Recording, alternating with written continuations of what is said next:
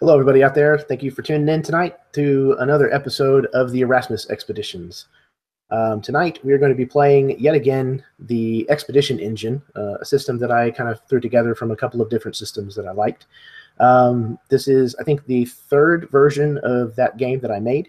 This one is specifically being designed for Ghostbusters. So that's what we're going to be doing tonight. We are going to be playing through a game called The Echoes of Salem. I think you could probably guess what it might be about, at least to some degree. But being the day after Halloween, hopefully it'll be perfect as far as the mood, the atmosphere, and things that are kind of around this time of year. I'm looking forward to having a lot of fun with it because this is never something that I really thought I would do an RPG revolved around. But thanks to Alan Holloway and several of his nostalgic themed games that I had the chance to play in, I decided that this would be a really fun setting to kind of explore. So before we get started with doing all of that, I'm going to go ahead and introduce all of my players, or let them introduce themselves, rather, as I've already introduced myself, maybe. And to start us off, we're going to go with Baron.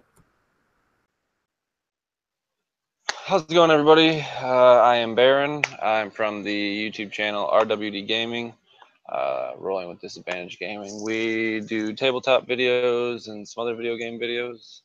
Come check us out. Tonight I will be playing Augustus Black. He is an enthusiastic occultist. He was a Ivy League college dropout, prospect for the FBI, but he was ultimately overlooked for his fanaticism with the occult, to which he joined up with the Ghostbusters to ultimately disprove or prove the true existence of good and evil. He lets his work speak for him, though he may get a little too excited about it. Perfect, Baron. So that sounds like a fantastic fit for this setting. I'm excited. All right, Carrie, you're up. Hey guys, my name's Carrie. Hold on here. There we go. My name's Carrie. I live in Houston, Texas. Jeremy is my brother-in-law, and I played D&D and other role-playing games for many years. So, but I will be signing on as Max Odell. Hey gang. We're here for episode 32. I am currently with the Boston chapter of Ghostbusters. You can follow me on Twitter at MaxSlimeTime. You can also subscribe on YouTube or friend me on Facebook at Max and the Slime Gang. I've currently been, as you know, if you followed my channel, with the LA chapter as well as the New Orleans chapter. Ooh, they're crazy out of New Orleans. But we're here to see what the day after Halloween brings us. So this is Max Odell. It stinks because we didn't get to go to the trunk or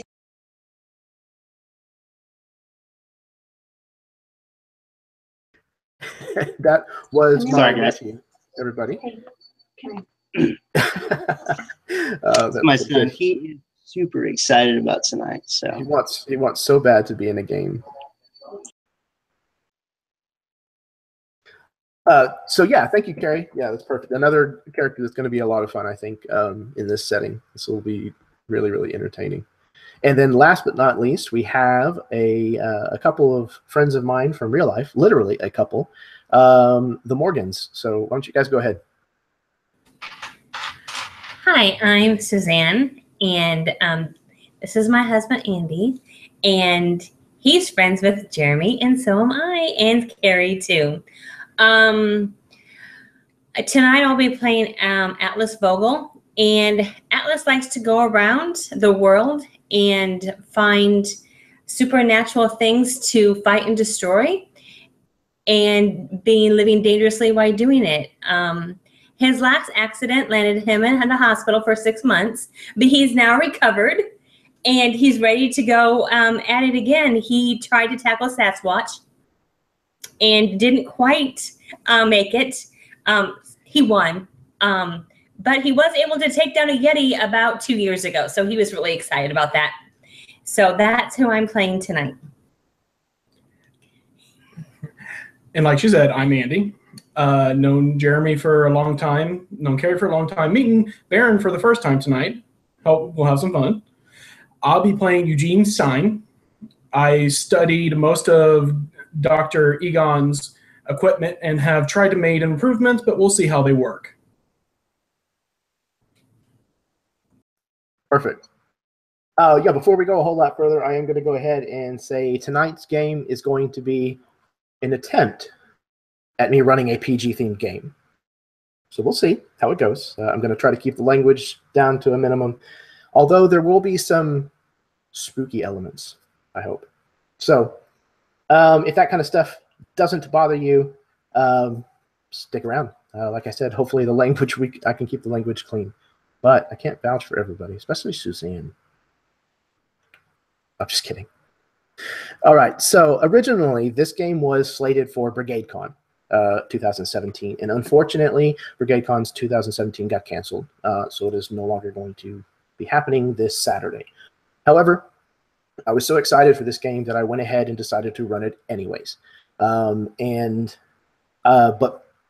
with that in mind, I wanted to go ahead and draw attention to Child's Play. Anyways, it's a charity that BrigadeCon supports whenever it runs, and there's no reason why we can't go ahead and support it outside of BrigadeCon. It's a fantastic charity. It was started by the guys who run Penny Arcade.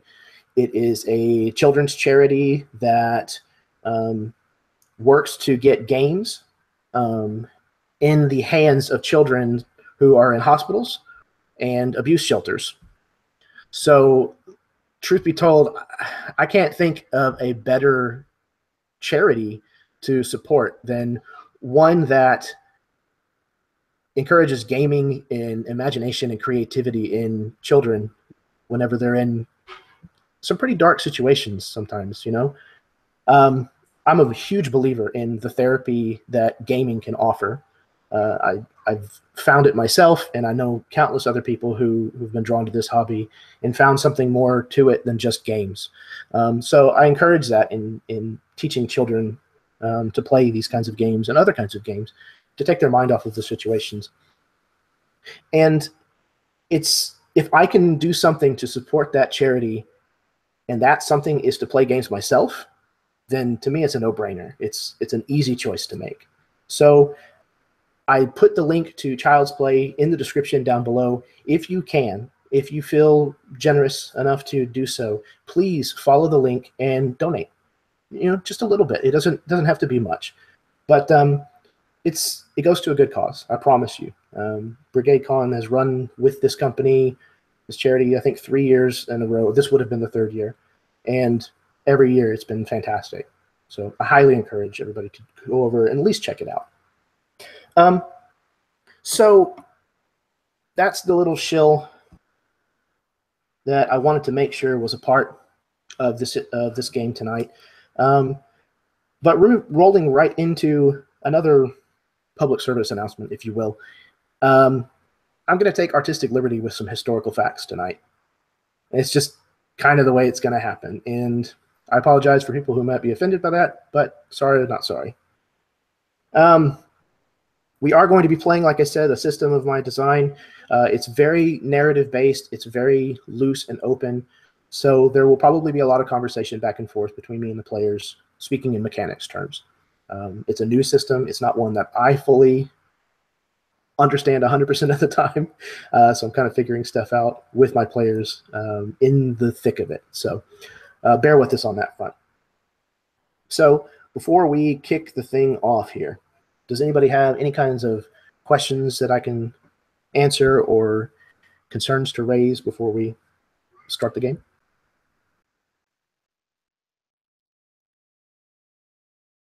I think Carrie just disappears. It turns into Sarah, no less. Okay, I guess there are no questions then. Sorry. When the No, time I don't have any questions. Yeah, I guess I'm signed in under Sarah's. Oh yeah, it's not a problem. Sign in here. So I was just being funny. Or, well, I was Better attempting not. to be funny. Hey, tonight's a serious night. That's true. Lion face. So, yeah, if we don't have any questions to cover, you guys all understand kind of the way the system works a little? Roll under or roll over, and kind of what your style and role qualify for? Yeah, I think I have a decent understanding of it. So Okay, cool. And if not, ask a question. Like, there's no reason why you can't break the, the story. Just ask a question. I don't mind at all. My experience, I've found it just works better to play it out. Very true. We haven't done the numbers over or under. Are we going to do that on right now?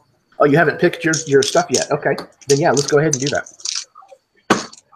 So you've got your style and your roles picked already, yes? Yes.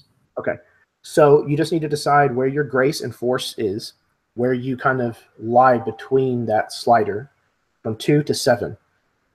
And the more that you are of grace, the less of a chance you have of being forceful. Just keep that in mind. So if you pick an extreme, it comes with a detriment. The second stat is knowledge versus instinct. Same kind of setup. And then the third stat is subtlety versus flair. The fourth stat is speed versus control. And the fifth and final stat is charm versus intimidation. And then aside from that, you guys have your health die, which starts as a D10. Whenever you guys suffer strain, whether it's mental or physical, I'll have you roll that. And if you roll a 1 or a 2, then it becomes a die type lesser. So it would go from a D10 to a D8 and so on until you're at a D4. If you roll and you're at a D4 and you get a 1 or a 2, you either go insane or you die, which is possible. Most of the other items will also work on the same kind of usage die system. But I'll let you guys know whenever you get a resource, or if you get a resource and you want to know what its usage die is, just ask and I'll assign it one. And the last thing is your Fong points. So Fong stands for I ain't afraid of no ghost. When you go to roll dice in this system, if you land on your number exactly, then you earn yourself a Fong point. The Fong points at any time can be used to cash in for a reroll, if you wish. Additionally, though, you can cash in 3 Fong points to create a second stream from your proton particle thrower, from your particle thrower, your little wand that shoots the lasers. If you spend a third, a third stream can be created by cashing in a further 4 Fong points. So you can see they'll be very, very expensive to create multiple streams. But the reason that that's important is because there's different classifications of ghosts. And whatever classification that ghost fits into, that's how many streams that it's going to take before it can be trapped in the trap. Make sense to everybody? Cool. And again, we'll go over all this if anybody has any questions later on. So, Jeremy, remind us, the 2 to 7, does it have to add up to a certain number? No, you just choose one number. Like if you pick a 2, then you are incredibly graceful and not very forceful. But if you pick a 7, then you're very forceful and you're not very graceful. So you choose where between that spectrum that you fall. Make sense? Mm-hmm. Yes. Perfect. Okay, cool. Any other questions? Compliments. I take those too. You look very nice this evening. Thank you. You win tonight, Suzanne. Thank you. I try. Okay. All right. Here we go. I'm going to read a little bit of a poem here to kind of set the mood, I hope. I'm never going to do it as well as it was done originally, so please forgive me.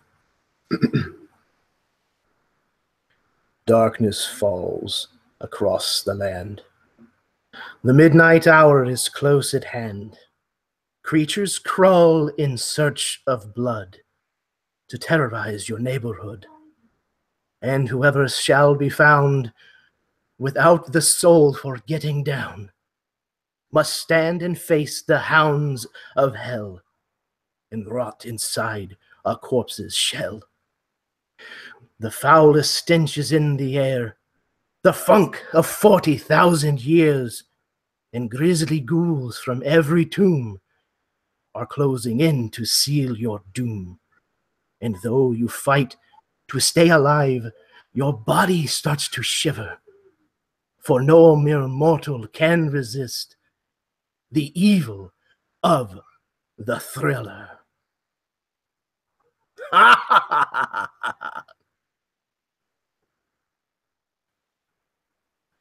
Outside of an old building in downtown Boston, a new sign is being hung, one with a cartoonish ghost being trapped behind the slash of a no sign. Beneath it, in bold black letters, it reads, Ghostbusters, Boston. The autumn air blows dried, multicolored leaves along the paved sidewalks as a red and white car pulls into a garage of the building and parks.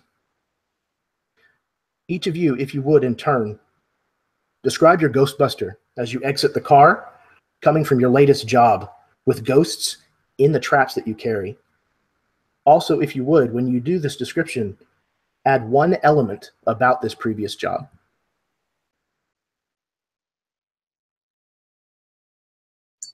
So if I'm not mistaken, we're each in a different vehicle rolling up to this location, or we're all You guys are all in one car, and it's very much like an old station wagon or a hearse, something like that. Oh, yep, okay.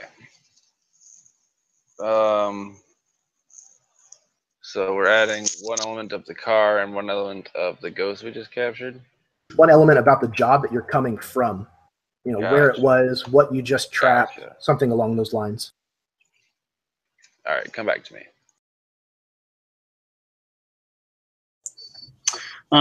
Max will jump out quickly as we pull up, and he'll say, hey, hold on, guys, real quick.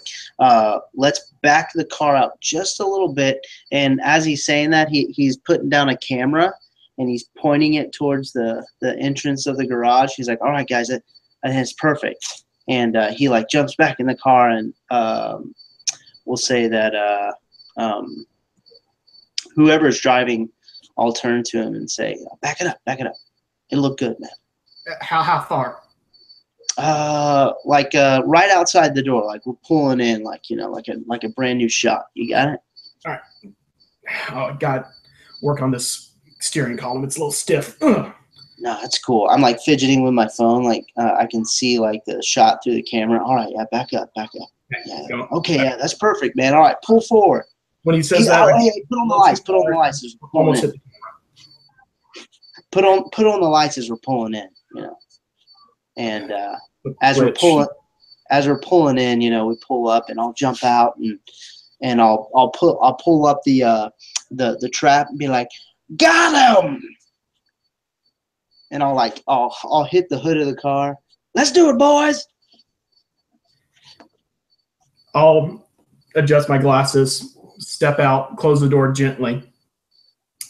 Who would have thought that level 3 ghost could possess the Ecto 3? At this point, his name is Augustus Black, but everyone probably just calls him Black because Augustus is a terrible name. He's kind of like looking at his phone, maybe like advanced Wikipedia searching, because that's basically, you know, college and where he has just left from on his adventure into this field, and he's looking through his phone trying to, you know, piece together, there shouldn't have been a ghost there, but there was, and we got him. So that's pretty cool. I can't wait to study it.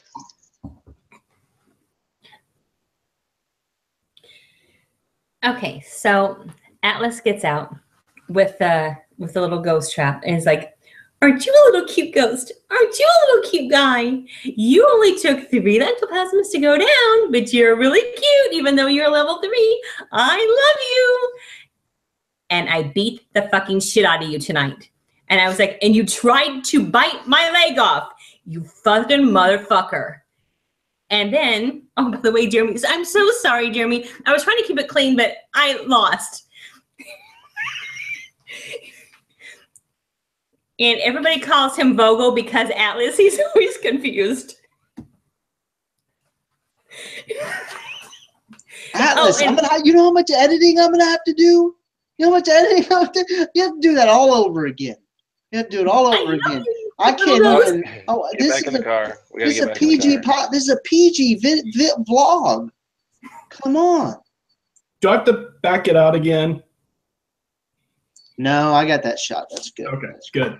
No, hey, you know what? We'll just transition. You don't do it over. We'll just transition into the next shot with some Ghostbuster music as you're going into that little tirade.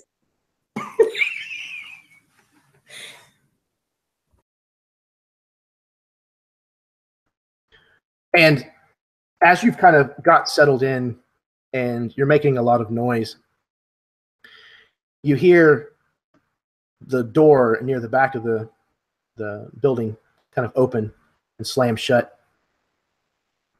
And you hear the telltale squeak of sneakers on the urethane concrete floor as your wizard, the guy who kind of helps with all of your computer solutions, Tomas, is approaching. And I will throw a picture. As he's approaching, I'm like getting the camera angle, and I'm like getting down low on the floor. I'm like, oh yeah, that's right. That looks great.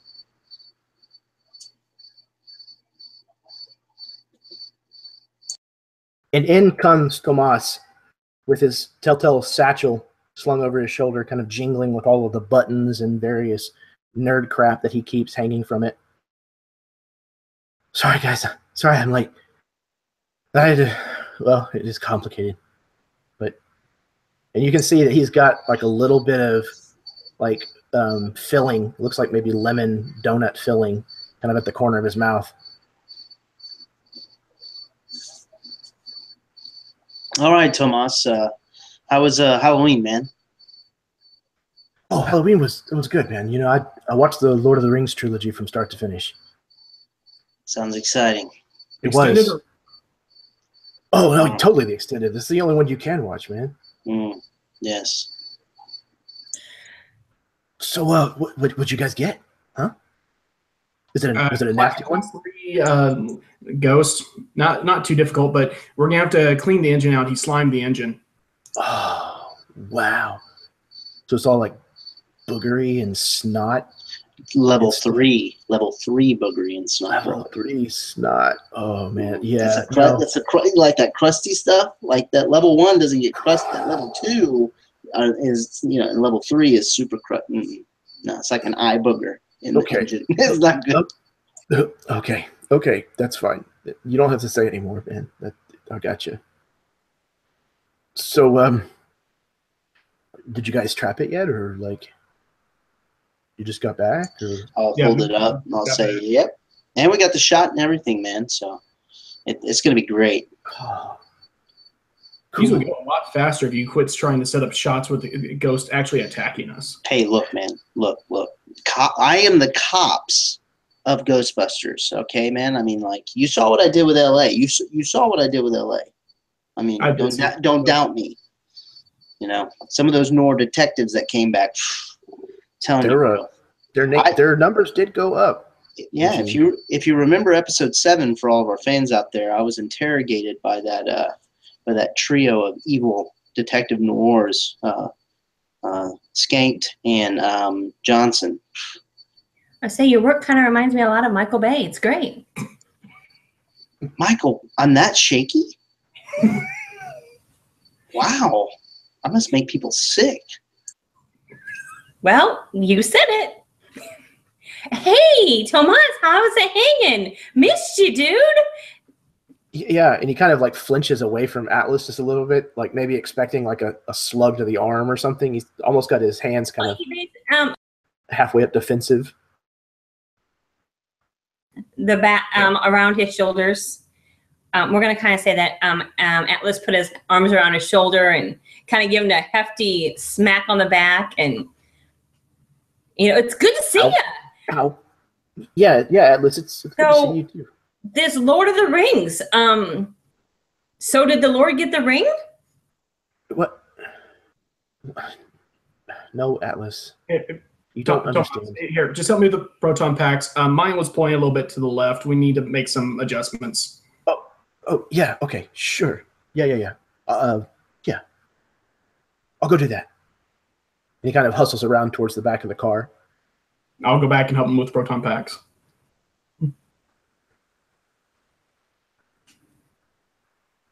So, you guys kind of go through the motions of storing the ghosts in the trap into the containment unit, switching them over. At this point, it's almost become routine, almost automatic. You have about enough time to kind of get showered and eat the cold leftovers that you were in the middle of whenever the bell rang the last time, when the last call came through. So you kind of pop all of that in the microwave. It's probably, Chinese or something. Pop it back in the microwave for a little while to get it lukewarm, and are eating that and drift off to sleep. And that night, you're awoken by the telephone ringing somewhere else inside the building. And it rings for a long time. It sounds like the answering service, for whatever reason, is not picking it up. And it continues to ring. I'll slowly get out of bed. Where's Tomas? Wasn't he supposed to answer that? Well, No, I'll start rubbing my eyes. Who's getting out and getting it? I'm not getting it. I'll fall asleep and go back to sleep. This place would fall apart without me. You'd hear like a door slam shut from like a shoe hitting it, coming from Augustus's side of the building. I'll shuffle over to the pole, write it down, try and find the phone. Yeah, and I almost envision it's probably like one of those, like an old payphone that's like mounted to the wall down there. So you slide down the pole and kind of run over to the phone. Meanwhile, Baron, did you have something? Yeah, I was gonna ask if why do we still have this house phone? Don't we have cell phones? Of course you do. Why can't people text, man? Can we move? You're sleeping through this phone. Who are you gonna call? Can you just text me instead? Yeah, just hit me up on Twitter. You don't want to give up your personal phone numbers to these crazy. I'm an eclectic, fanatical occultist. I need these people to get a hold of me. Text me. Here's my personals. Here's my card. I got an email.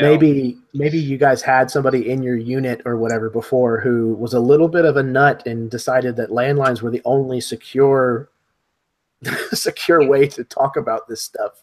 Oh, there's like a secret lining of tinfoil under your pillow. The whole building is lined with lead.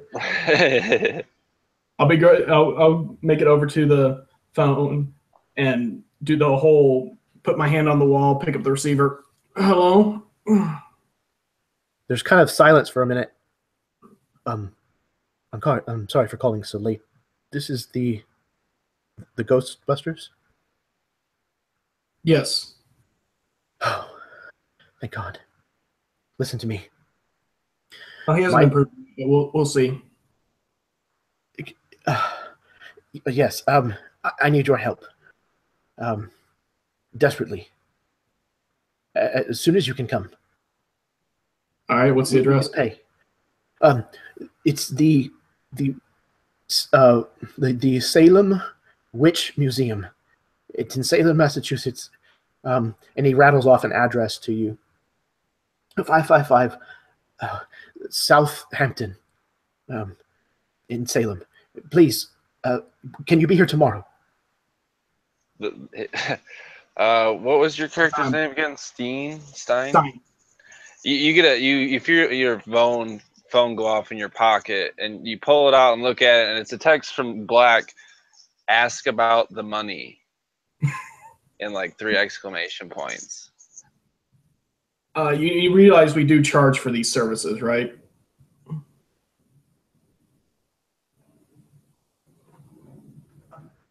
Yes, we have the money. We can pay you. I'm sure. We can at least negotiate something. But I'm desperate. Please come soon. What? Why is it? He cradles the phone on his ear and texts back to Black. Desperate, we'll pay. We can ask for high money. Stein kind of like looks at I text and say, get me off the group chat, please. Leave me alone. Get off the group chat. Yeah, I head buried in the pillow, look at my phone like, perfect. Toss the phone, roll back over. Okay, and Vogel comes out in his underwear, scratching his head, going, "What's the noise all about? Go to bed." And turns around, scratches his balls, and goes back to bed. Back to the Salem. What time do y'all need us there tomorrow? As soon as you can. I can't discuss much more of it over the phone, but just the sooner the better, please. Okay. We'll see you tomorrow. Oh, yes. Thank you. And he hangs up. I'll hang up and do a delayed group text to go off at 5 a.m.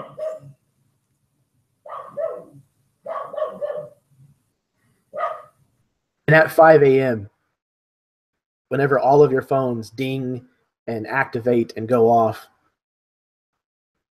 and you guys get the text giving the scant details that Stein managed to get in the middle of the night. What are you guys doing? The priority for everybody in the morning. Coffee. Ghosts don't hunt themselves. You need coffee with the fuel of Ghostbusters. Yes, Black has. He knows. Black knows I like black coffee, so he's got it. The first thing I do is I read the group chat, and then I get on Twitter and I let everybody know that we're gonna go live for the first time today on episode 32 on Twitch, and then I give the time. And today is October the 31st, Halloween Day.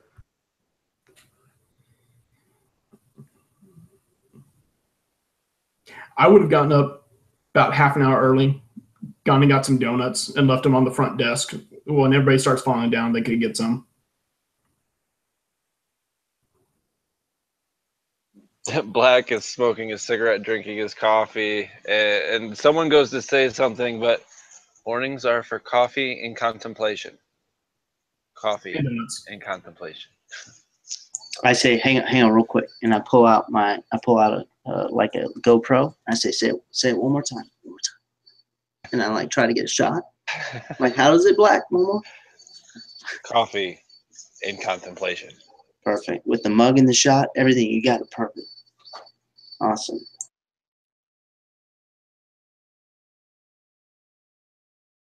So once everybody is fueled and contemplated for the day, what comes next?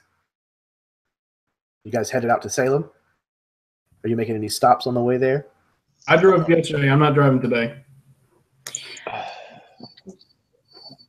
Vogel is super excited and ready to go, so he hops behind the driver's seat and says, "I can get us there in an hour."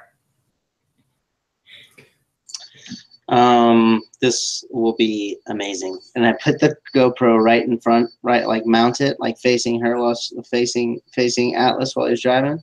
Like perfect. This is gonna be great. I think you're gonna do great. And so at that time when Vogel realizes the camera's on him, he's like, "Yeah, dudes, let's go!" That's right. We're going, guys. The first time that Atlas is driven. You hear that? The first time. You see, like, Black is noticeably pale and, like, kind of gripping the armrest next to him, like, looking at the GoPro. And, like, if you really paid attention, you could definitely see a visible shake to him. I'm tweeting that Atlas is about to drive. You know, pray for us. And I put 5 cups of coffee this morning and 5 donuts. I'm ready to go. Sugared and caffeine. I've tangled with demons. I've tangled with ghosts. I'm afraid of a car ride. I think with that, we see the car peel out and go down the street, possibly taking out a couple of trash cans on the sidewalk as you do so. And as you guys, about 45 minutes later, come rolling into Salem proper, how has the conversation turned? Potentially a topic for conversation could be the not 1, but 2 speeding tickets that Atlas has managed to earn.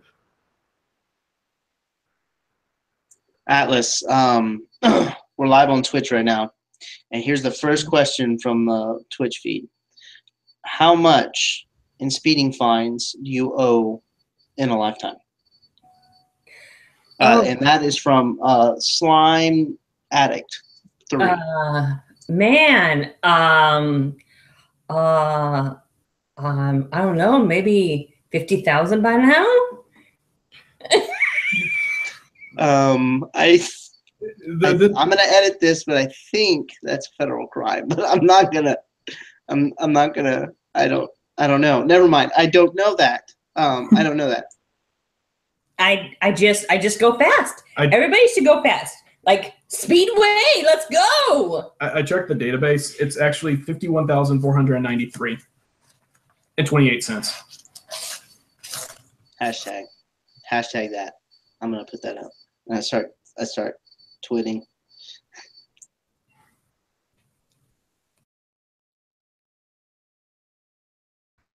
So, as you are approaching Salem on the East Coast, you come into a town that looks kind of like a lot of the towns here in Massachusetts. But this one, like a lot of the other towns in Massachusetts, has a pretty long history. This one a little more sordid than most, as many of you are probably well aware. Even being Ghostbusters, even not being Ghostbusters, you would probably be aware of a lot of the stories that come out of Salem. But today, you are Ghostbusters. And as you roll into town, you kind of start to make your way, possibly getting lost a few times. But eventually, you manage to find the Salem Witch Museum. And you kind of pull up outside, and the place doesn't look open like you might expect to find it. I hit up Google Maps and look up the phone number for the museum, and I call it. I'm like, what kind of shabby place is this? Anybody pick it up? Museum. What was that, Andy? I was just saying, he did say the Salem Witch Museum. They were desperate. It That brings, might have been a good question to ask you in that text, is where this place was. He gave me the address. Just Atlas doesn't know his left from his right. Desperate Witch Museum. I'm sold. all of a sudden, the car in front of you kind of shifts violently, and you see an individual sit straight up in the passenger seat, which had apparently been reclined most of the way back. And this individual kind of looks around frantically before stumbling with his hands and finally putting a device to his head. The ringing stops, and you hear a voice. Hello? Hello? Are you open today? Yes, sir. Yes, we're, our hours are, oh God, what time is it? Oh, I'm so sorry. I'll be right there. And the guy in his car just starts frantically like trying to throw like his clothes into some form of non-disarray. As he's doing that, I'm jumping out, like I'm like sneaking with a camera, like, and I'm like, you know, I've been recording this conversation, and I'm lining up a shot as he's getting out the door because I know he's going to be like running up to the museum to open it. Like, man, this could be a great shot. Great, yes. You can't write better. You can't write this stuff. I'll step out of the car. Don't forget the permission slip this time. Shh. I'm like shushing him as I'm shutting the door. Shh. Black is like stepping out of the back seat, like shakily trying to spark a cigarette. When I see him do that, I like jump back around. I'm like, I'm gonna get Black in the shot. And I'm coming around the back of the car. I'm like, perfect, yes. Nice. I'll have Black and the guy running up to the door. Black sees him and he like quickly pulls out a scanner of some kind and like, interesting. Like not trying to look at the camera, but still looking at the camera. Vogel runs out of the car, goes to the back of the trunk, and gets his ropes because he wants to scale the tower. He thinks that's the best way to get in. Vogel, they do have a front door. We'll probably be going in the door. Somebody probably needs to walk on I love the enthusiasm, but maybe not today. We may have to use ropes later. We'll see. He gets his rappelling equipment on. He's about ready to hook in. The man exits from his car hastily and doesn't even see you guys or the car as he kind of turns towards the museum and runs up that front sidewalk towards the front doors, trying to fumble with the keys in his pocket. He makes it all the way to the door, keys in hand, starting to stick the keys into the lock, and he stops for a second, and you see him kind of look around, likely looking for the person who's supposed to be waiting for him to unlock the museum. I'll walk up behind him with the camera, and I'll clearly be looking down at the camera, and I'll say, we are with the Boston chapter of Ghostbusters. Why did you call us today?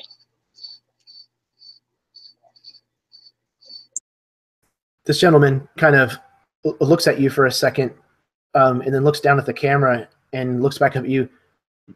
You're not recording this, are you?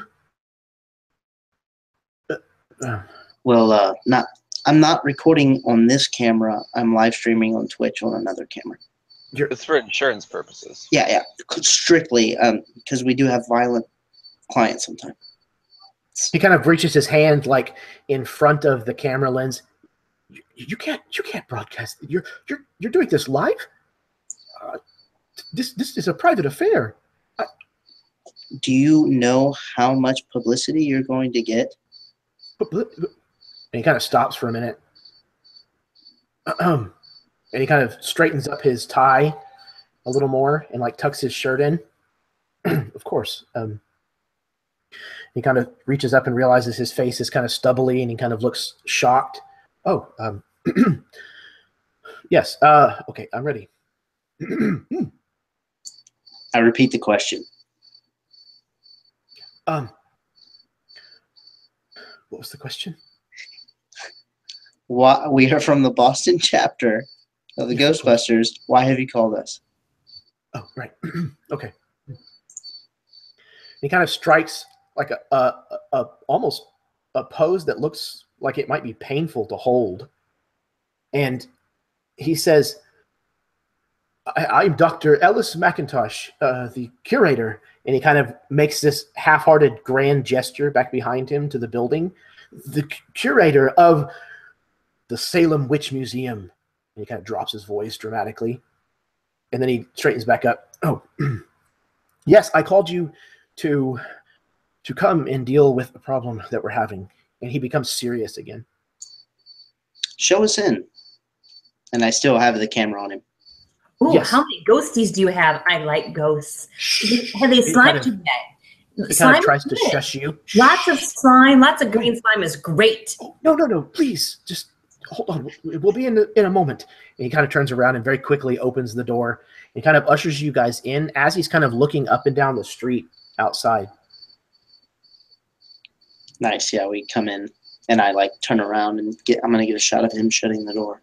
And he shuts the door again and actually locks it back on the other side before putting the keys back on his belt. So, you're the Ghostbusters. That's what it says on our jumpsuit.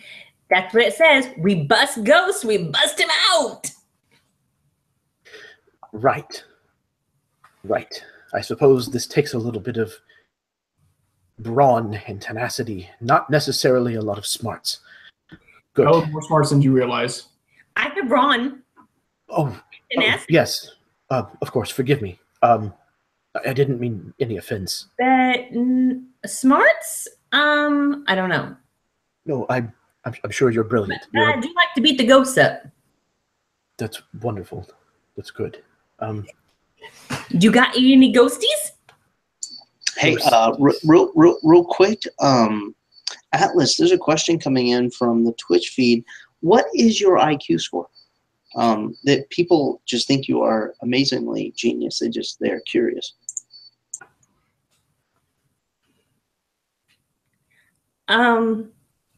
It's a 10. I made it to 10. I'm real proud. 1 out of 10, the IQ. Hers goes to 10.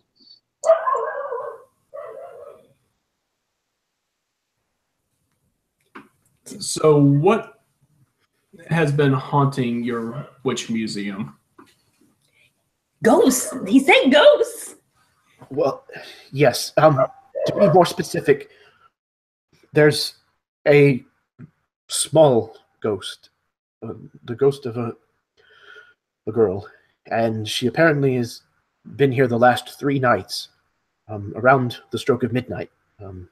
He kind of rolls his eyes. Supposedly, one of my employees, who usually locks this place up at night, he says that he has seen her the last 3 nights, and he refuses to lock up this museum anymore until the problem's taken care of. At this point, Augustus, still playing with his scanner of some sort, kind of pointing at random objects, getting really close to exhibits that he probably shouldn't get close to. I'm right behind him. No, we're listening. I'm filming Black. I almost picture you like right next to me, underneath like my arm, so it's like, yes. Those things are very sensitive. That artifact is over 200 years old. Would you please just? Tell us about the girl, Ellis. Oh, this artifact? Oh, it's real pretty. Yes, Alice, we are doing strict ghostbusting business. Put it back. Oh, What's her name? Does she have a name? Hey, how much can you buy this? How much is it for? It's not for sale. You really shouldn't be touching it. He looks like he's like suffering with a migraine. Oh, but then what about this? This looks nice. What's this? Oh, yes, that should be handled with gloves. He kind of rushes over and kind of gently takes it away from you. Like one white sparkly glove? I have a white sparkly glove. Alice loves Michael Jackson. You have no clue. He's very thrilling.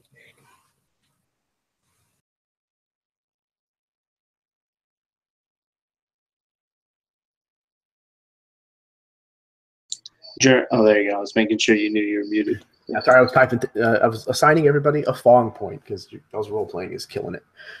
So awesome. So Ellis, Dr. Ellis McIntosh, it has now kind of hysterically ushered you from the room into a different part of the museum. This part of the museum is set up to kind of look like in a cottage that the people here would have lived in probably about 200 years or so or more ago. And it's, I mean, if you've ever seen the witch movie, Hocus Pocus, kind of like the inside of that, where it's a lot of exposed woodwork, brooms and things.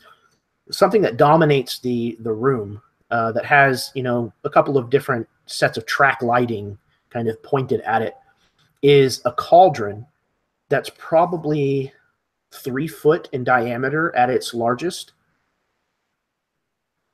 And it's kind of got this, velveteen rope kind of strung around it. And inside the rope with it is a kind of like a podium. And the podium is carved out of wood and is made to look rustic, but it also, you can tell, has kind of been given a very sinister style design. And upon this pedestal is a large leather-bound tome. It looks like it still has some patches of fur on the leather.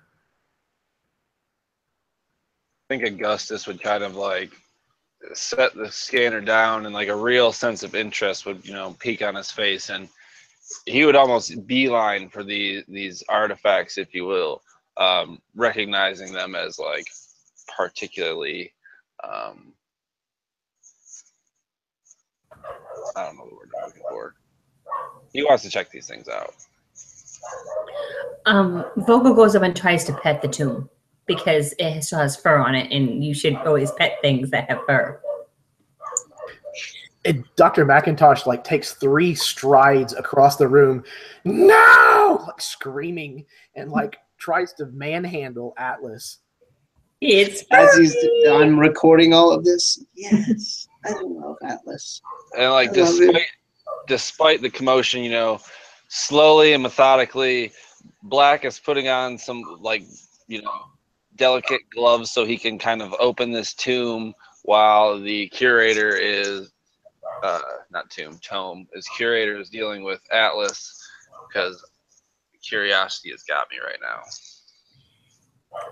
And curiosity has Atlas too, and he's just, he's like, it's furry. You should pet furry things.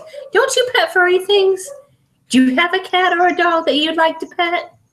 I can go to the veterinarian clinic and get you a nice puppy. I bet you would like to pet a nice new puppy. He's kind of breathing heavily, trying to gain control of himself. Please get control of your own pets. And he kind of turns towards what's your name? Character name, Carrie? Max. Max. He kind of looks at Max when he says this. What did he say? I'm sorry. Get a hold of your own pets. Oh. Man, I've only been here for 3 weeks. I'm on tour. I just filmed these guys. Hey, Atlas, could you go get the PKA and the ATT and a couple other of the meters out of the Ecto 3? At this point, you'd hear hey Max, come get this on tape. And I'm kind of sifting through the pages of this book. As he says that, I hit a button on my phone, and everyone hears a whirring sound.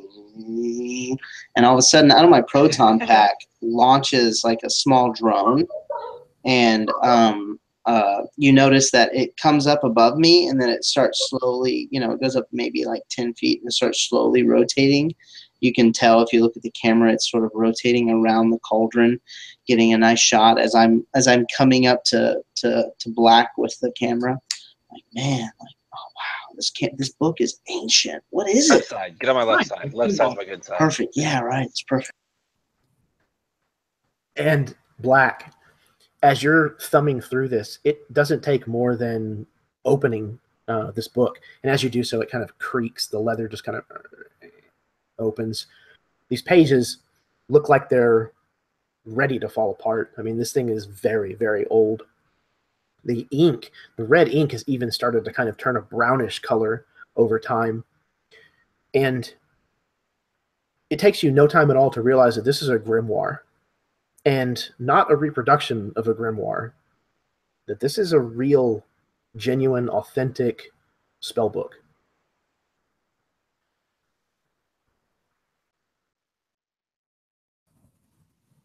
Bogle also faintly realizes what those are and says, "Wicked. Let's try it out." No. No, it'll be fun. Come on. It'll be something to do while we're waiting for the ghosties. Incredibly shrill scream comes out through the room that you're all in.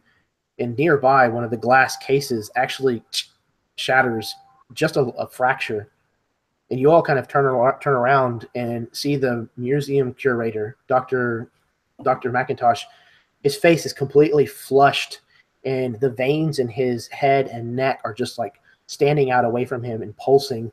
And he kind of strides forward, almost like Frankenstein's monster. He just kind of thrusts his arms out and walks over to where the group of you are hovered over this book.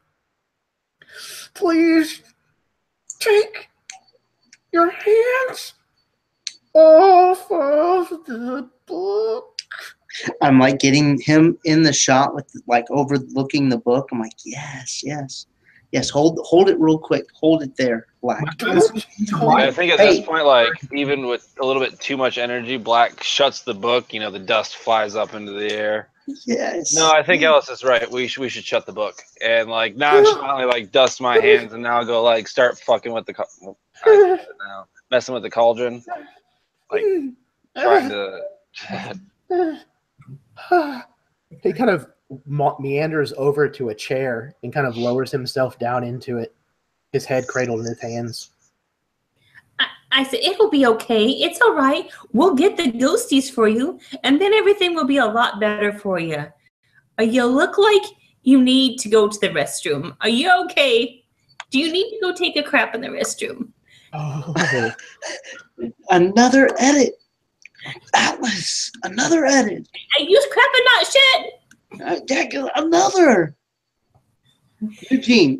I'm working on my language. Eugene, do you have studied Egon's journals? Are you familiar with this kind of stuff, like with the book, body locking? Like, it's weird. I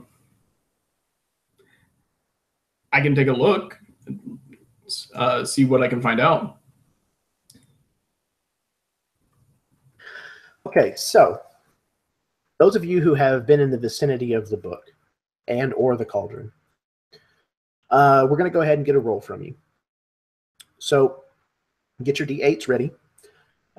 You kind of can tell me exactly how your character would be approaching the examination, investigation, notice, anything like that. Describe to me narratively how your character would approach that situation. We'll determine what we're going to roll, and then we'll go from there. Did we roll first? No. I'll go first if no one wants to go. Basically, the way I see Augustus approaching A, the book, and now B, the cauldron, he's seen them before. He can't exactly place where, but he knows that he has read in a book or seen in a conspiracy video of some kind or something that he has seen these objects before, and they are legitimate. And just the fact that he is next to them is enough to make him want to know more. So I kind of pictured a knowledge, having prior knowledge of these items, kind of catching my attention over anything else. Yeah, man, that makes perfect sense. Okay, and what is Black's knowledge score? My knowledge is a 2. 2. Okay, so incredibly knowledgeable. So what you're trying to do is beat a 2, or get a 2 or higher, rather. Correct. So you are an occultist? Yep. Okay, so that's definitely a second die right there. And yeah, I mean, you've pretty well established that you understand this kind of stuff specifically, and you kind of know what you're looking at. So I would say that you will qualify to be prepared as well. So go ahead and have a third I'm die. a fox molder of ghost hunting. There you go. So roll your 3 die 8, and then count how many successes you have, please. I got a 4, 7, and 9, so 3 successes. Excellent. So that's that's a success with a critical. So before we resolve that, I'm going to go ahead and get everybody else's rolls as well, and then I'll disclose information collectively. So who's next? What's the curator's name? Dr. Ellis McIntosh. I'll say Ellis. What's going on? What do you mean, what's going on? Said, why is there a cauldron in the middle of this room? And why is there a book that locks your body? And I'm like staring at him with the camera still on him. You're in a witch museum. That's why there's a cauldron in here. Yeah. You didn't lock my body. What are you talking? You're going to make fun of me when I'm so livid and angry. You're going to poke fun at me on top of it. Max, I mean, No, we've seen possessions before. It looked like you were possessed, and so he's just covering all the bases. yeah. Actually, you actually possess the exact same traits of possession, if that makes sense. And I really genuinely thought you were like the book locked your body somehow. I don't know. I'm not possessed. No. Would you please finish what you're doing? Yes. All right. I want this whole situation resolved. I'll get on Google and Google it. Okay. Let's see, man. What would that fall under? That's my instinct. Yeah. Instinct works for me. All right. So, what is your instinct score? I have a 5. Okay, and because it's instinct, you want to get beneath your number or your number. So you're looking for 5 or lower on D8s, and you get 1 as a base. You're going to get 2 because you're a blogger, so you qualify for doing computer-related tech things. Mm-hmm. And you've got your equipment and are probably used to Googling information rather quickly, so you qualify for 3 dice as well. All right, sweet. I'm going to roll the first 2, and then I'll roll an extra 1. Okay, sure.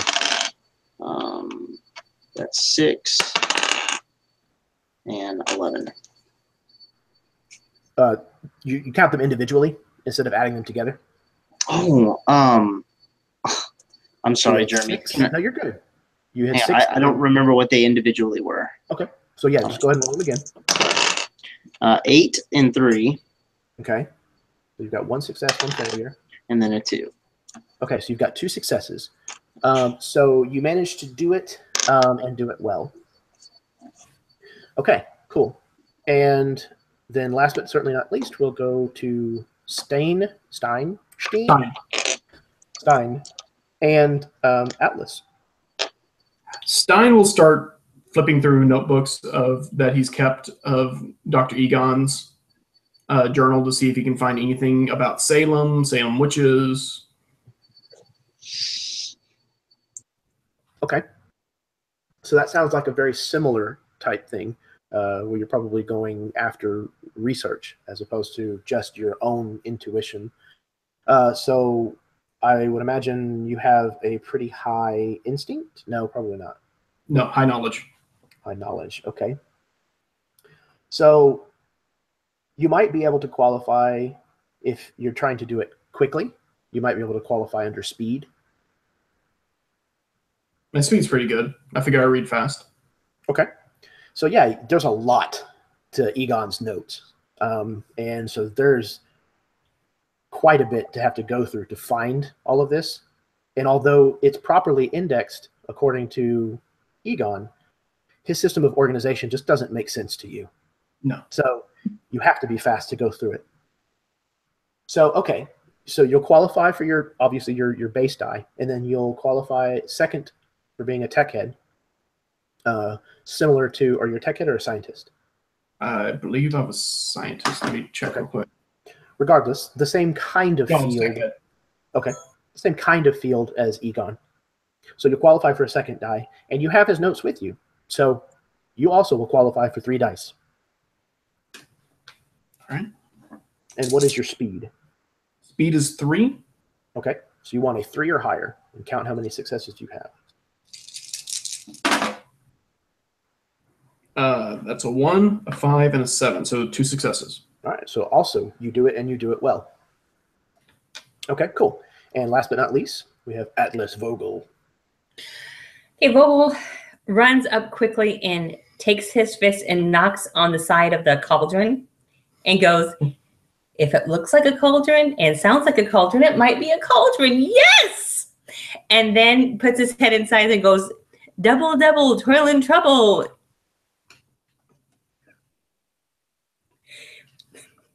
And says, nope, it's not a witch's cauldron. Nothing happened. You did All right. incantation. And then is there the book too? Black was looking at the book. Okay. So this definitely sounds like it might fall under flair. Mm-hmm. So what is your flair score? 3. Atlas? A 3. Okay, so you are actually a rather subtle individual, surprisingly. So you might want to. I thought 3 was high. It is more on the subtle side than it is on the flair side. Okay, no. Then I'm gonna need to change that. Okay, go ahead and do that. So the equivalent would be a 6. Flair will say 5. Sorry. Okay, so you likewise are going to roll your d8s and try to get a 5 or lower. Once again, you are enthusiastic, as well as your base die, and, well... Daredevil? Sticking your head inside of a witch's cauldron? Yeah, sure. So you qualify for 3 dice. Go for it. 7, 1, and 3. So likewise, 2 successes. Okay, excellent. So, at the book, whenever Black was going through it, getting ready to close it again, there was something that caught your eye. But I'll get to that in just a second. The thing about this book that's kind of unique is spending just a small amount of time with it and being familiar with the occult. You're about 90% sure that this is actually goat skin. This is a goat hide cover. The pages seem, where you once thought that they were simply old paper, after handling them, you realize that they're actually some kind of very, very thin, scraped, like membrane.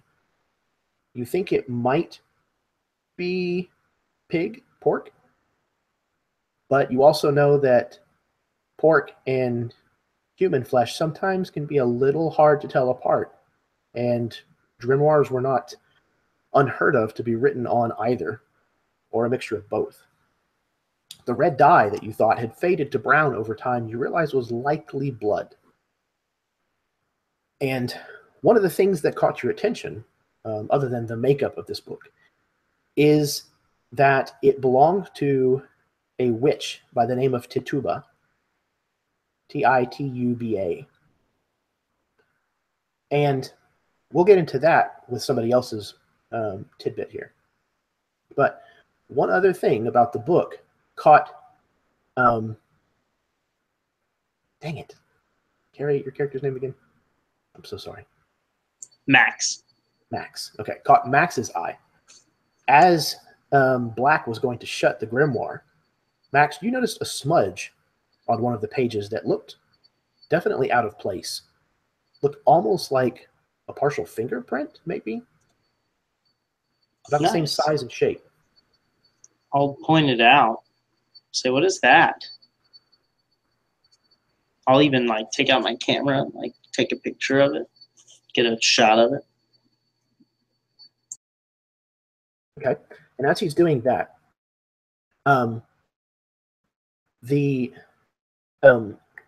was I going to say? Oh, in Egon's notes, whenever the discussion kind of starts to happen about this name, Tituba, which you saw on the cauldron as well, looking through Egon's notes, you find that Tituba was a witch who was burned at the stake during the Salem witch trials, kind of almost at the height of the Salem witch trials. And she was African American and was from the Caribbean. According to Egon, she was from the island of Barbados. She had married or been married to a white man in New England who settled in Salem. And there is an entry written in Egon's hand, but it looks like it's a quote from somewhere. And it says, "The daughter of a man all black and fierce. He was an Obi man and taught her magic." There's a notation that says that Obi is specifically an African or Afro-American system of magic centralized to the Caribbean. So it seems as if this is the genuine article, and that this grimoire and this cauldron must have belonged, at least these people believe, to this woman, Tituba. And finally, but not lastly but not leastly, Atlas, you're sticking your head into the cauldron, kind of echo, if you will. You actually spot something too. There is a small residue kind of in the crease where the bottom of the cauldron meets the side of the cauldron, like in kind of the pitted parts of the metal. And at first you kind of think it might just be rust, but then you kind of are able to get some on your finger, and you realize that it's not rust. It's something else. But you're not quite sure what.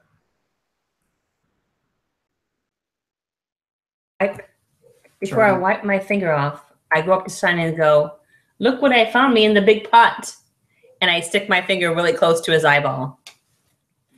Grab his hand pulled away so I can actually focus it. Pull a little pH paper and wipe it across his finger. Something you'll definitely have to test in your traveling laboratory. Put it in a little sealed tube. And then I go up right straight as close as I can to the camera, because I actually got on my middle finger, and I go, "Looky what I found in the cauldron." Perfect. As Atlas is doing that, I say, Eugene, there's another question coming in from the live Twitch feed. Someone is asking if what is her name? Totuba? Totuba. If she existed today and she wrote the grimoire in a PDF form, would it be cursed, do you think? That's an interesting question. There hasn't been much crossover with technology and old magic as of yet, although there has been some rumors of them trying, and he will go on for like 5 minutes. Mm-hmm. Perfect. Great. Occasionally, you'd hear Augustus chime in. "I did read that paper. That was pretty good." I just was not familiar with the PDF to curse to PDF format, or what the I don't even know. Converter program you gotta get. If you ever get a PDF that says "open with your soul," don't click the link. Yeah, it's like next to where you would type in your credit card. It's like PayPal, credit card, Soul. Don't hit that one. Download. You don't want to hit the download button to Soul. just use PayPal. Yeah. PayPal works. You need to upgrade your security settings for curse. You have to get a premium account.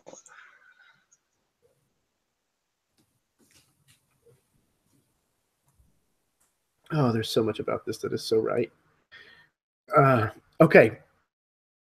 So You get like 3 extra. You get 3 extra downloads with you when you sign up for a gold membership. 3 extra curse downloads. give them to your friends. So, all right. So now that you guys have gathered this information, how do you want to share it amongst the group, and what do you want to do about it? I would say we probably montaged, like finished each other's sentences, like as we were like piecing this all together, very movie-esque. Like we all knew the answer, like from front start to finish, but there was highlighted words that we were each reading off to make it sound like it was impromptu. And it would be like that 70s show because each one of us has like a GoPro camera mounted. So like every time someone adds something, it's their GoPro camera. Like, and so it's like a big circle.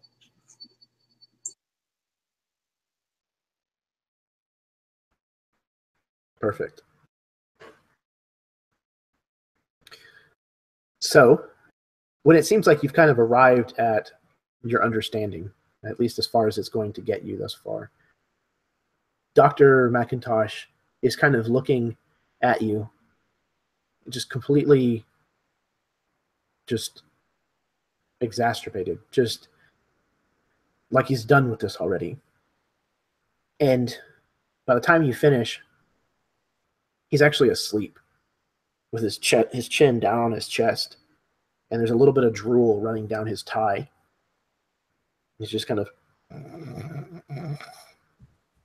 Vogel goes up and takes his tie and wipes the saliva away, because that's the nice thing to do. 5 more minutes, Mama. 5 more minutes. Let him sleep, Atlas. Let him sleep. We've got work to do. And he'll like pick up the bags from that he had just recently brought in from the car with all the cameras and stuff. You know, we got some stuff to set up, some scanners. I want to get a thermal imager up in that corner. We need 2 cameras pointing down that hallway there. That should cover the ground floor. I'm going to check around the perimeter of the house. I'll get to setting up the technical stuff. Vogel goes and helps Stein set stuff up. As Black Help Black. He needs some help with that heavy lifting. As Black walks out, I'll walk behind him and get the drone. The drone will come down lower and like come directly behind me. I'll say, "Well, yeah, we can get the area footage real well and scout everything around on the perimeter of the roof of the house and stuff, on the museum at least."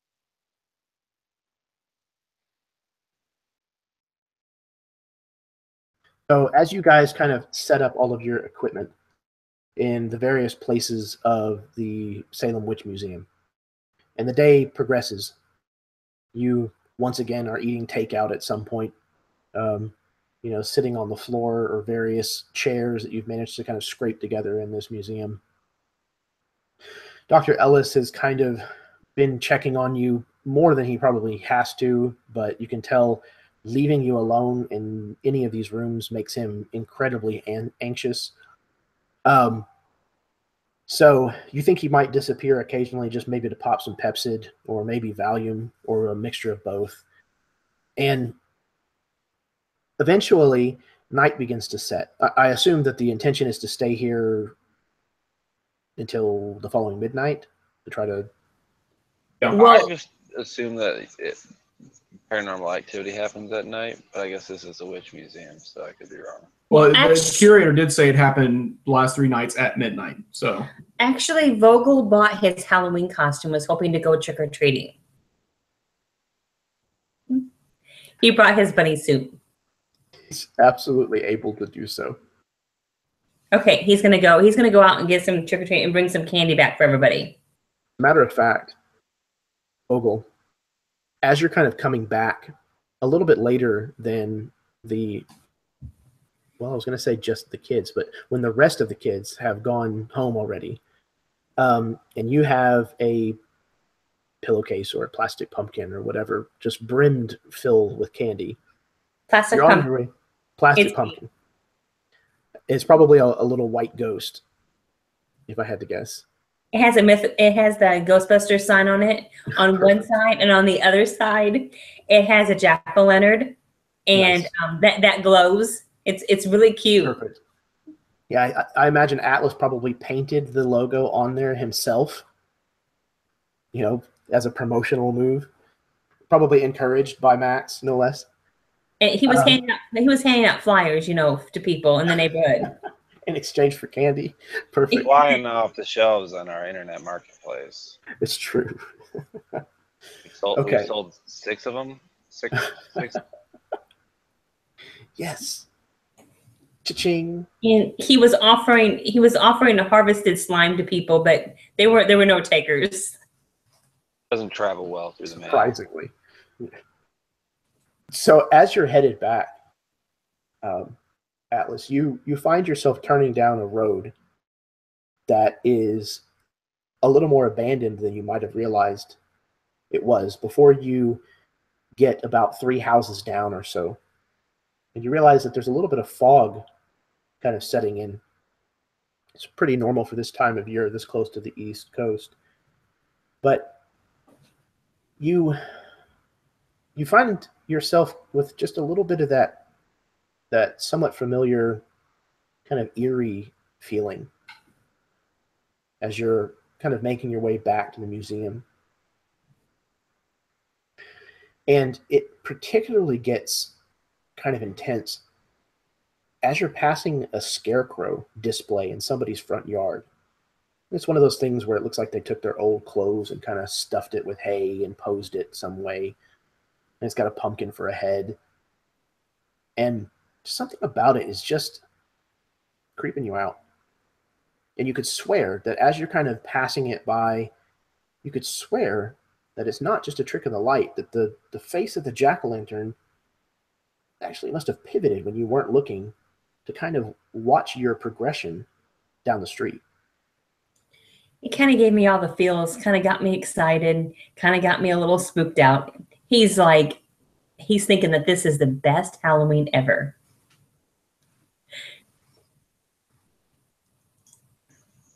And as Vogel is thinking that, it switches over to, Max and Black getting video footage of the outside. Black flicks a cigarette. This is the best Halloween ever. Well, with this fog rolling in, I pack up my camera, so I'm not going to be getting any film other than maybe that drone shot up there.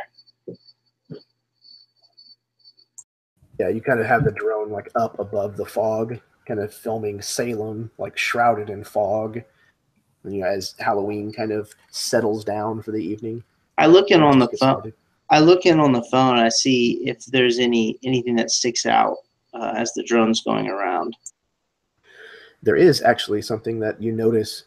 There is a large cathedral that is situated at the right next to the cemetery in town. Just huge blocks and blocks of headstones and this cathedral. But the cathedral looks like it's completely and totally like a burnt shell. The only thing that's still standing is the masonry. Everything else is completely covered with black soot and has it's kind of almost skeletal in nature. I'll pull up a picture real quick.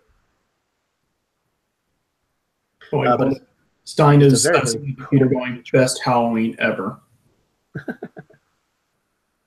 Absolutely. Take a second fog point. You guys are just nailing the entire tone and character. Shit. I want to have fucking 2 streams. Man, I just swore twice in one sentence. I want to have 2 streams before we get into Complex. Okay, so this is the kind of thing that you're able to see. Obviously, it's nighttime, and imagine fog as well, if you would. But this is kind of the thing that you're seeing. It looks like the town is like dilapidated. Or the museum? Town. The museum? No, not the museum. This is a cathedral, a church. Ah, okay. Do I know if it's normally in this condition? Your guess is probably not. I'll look over to Black and I'll show him the screen of the phone. I'll be like, yeah, I think we found the culprit.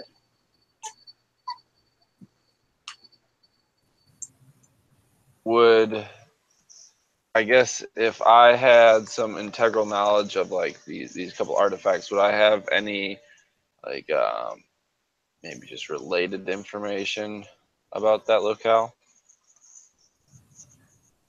For this, let's see. For this roll, go ahead and roll me a knowledge if you would. And I would say, okay, do you imagine that your character is somebody who frequents news sites and things like that? Yeah, I picture, like I said, like a fox molder, someone who's just Okay. all over the place in the right way. Okay. So, yeah, I would definitely say that this qualifies for a second die. Probably not a third one in this case.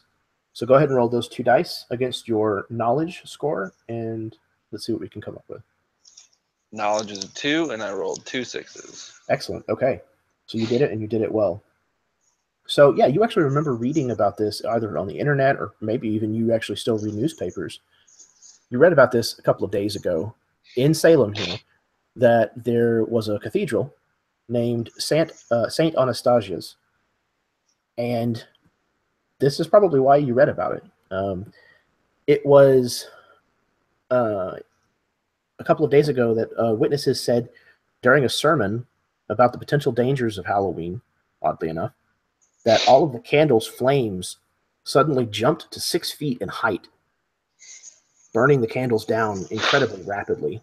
But they burned long enough that they managed to catch many of the structures inside the church on fire. You're not muted, brother. Sorry. You're good. Those Michigan winters, man.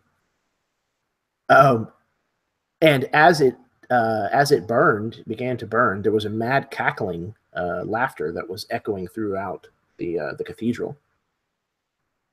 And just another couple of other tidbits of information, that the church was built probably within 10, 20 years or so after the end of the Salem witch trials.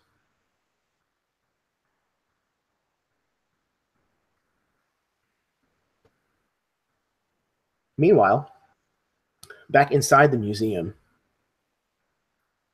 Stein has finished his testing on the material that is inside, that was inside the cauldron. You've managed to isolate it to a couple of different isotopes and atomic molecules, elements, things of that nature, and have figured out that it is a mixture of mainly powdered mandrake root and red wine.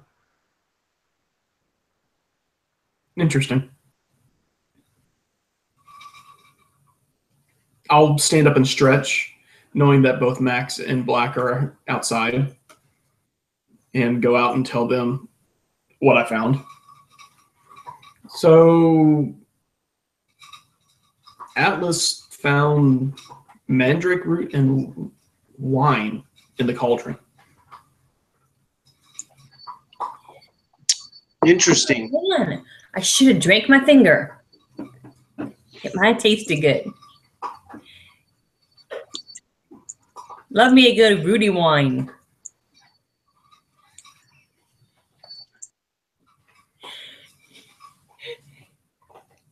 And then he goes and sniffs his finger.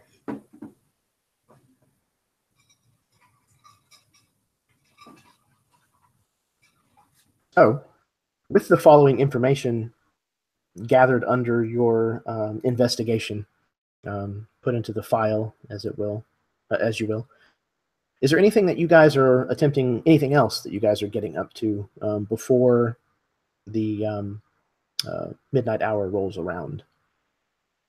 There are a couple of other employees here in the museum. Only 2 of them showed up to work. One of which is the individual who is claimed to have been the witness the last 3 nights. That's someone that I probably would imagine me and Max going to talk to. Oh, yeah, definitely. Interview time.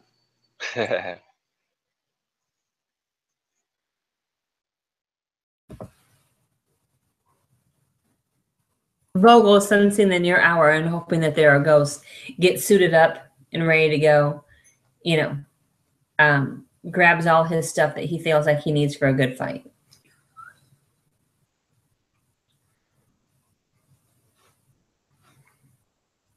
Okay, excellent. So this is the individual that you find who is reported to be the employee who has seen this ghost the last 3 evenings, and who is now refusing to lock up this museum any longer. He seems nervous to even be here and completely refuses to even go into the room with the cauldron and the book. He agrees to be interviewed, but only if it's not in that room. He's a young man by the name of George Brown, and he looks pretty much like this, only his eyes are a little bloodshot, and he's incredibly jittery, just very, very like a bundle of nerves. So, can I have one of those cigarettes? Vogel goes up to him and says, No, go for it. Go for it. I say, Vogel goes up to him and says, "Hey, man, don't be nervous. It's just a cauldron with wine. Here, sniff." No, he kind of backs away. Thanks, but no, I don't want anything to do with that cauldron or the book or any of this anymore. I don't even know what I'm doing here. It's okay. We're here to get the ghosties for you. I like me some ghosties. Can I please have a cigarette? And at this moment, you know, Black would be actually like snuffing one out. No, man, no smoking in here. Having completely finished the cigarette in this room. Right. He would look to the guy. Are you on any medication here, George? Any psychological evaluation, trauma, something you would come up on a medical file? No, I mean, I have asthma, but look, I saw what I saw. Okay, I don't understand it. I don't know how to explain it, but I just don't want to be here anymore. I don't. While he's talking, I'm going to take out a little pin light, shine in his eyes, test his dilation time. While he's doing that, I'm going to, be looking through, down at the lens, and I'm going to be like, "Can you explain how unexplainable it is?" There's so much wrong with that statement. Explain that. I don't understand. Look, are all the questions going to be like this? How about this one? Go ahead and just tell us what happened. Fine. Okay. So I was going through my nightly routine 3 nights ago, actually, all of the nights, and I went through the room with Tatuba stuff in it, and there was a girl standing there in the middle of the room, inside the ropes. And I tried to tell her that she shouldn't be there, and it just didn't even dawn on me there was somebody in the museum after hours, and the fact that she was dressed weird. And anyways, I called out to her, and she turned around, and man, I could see through her.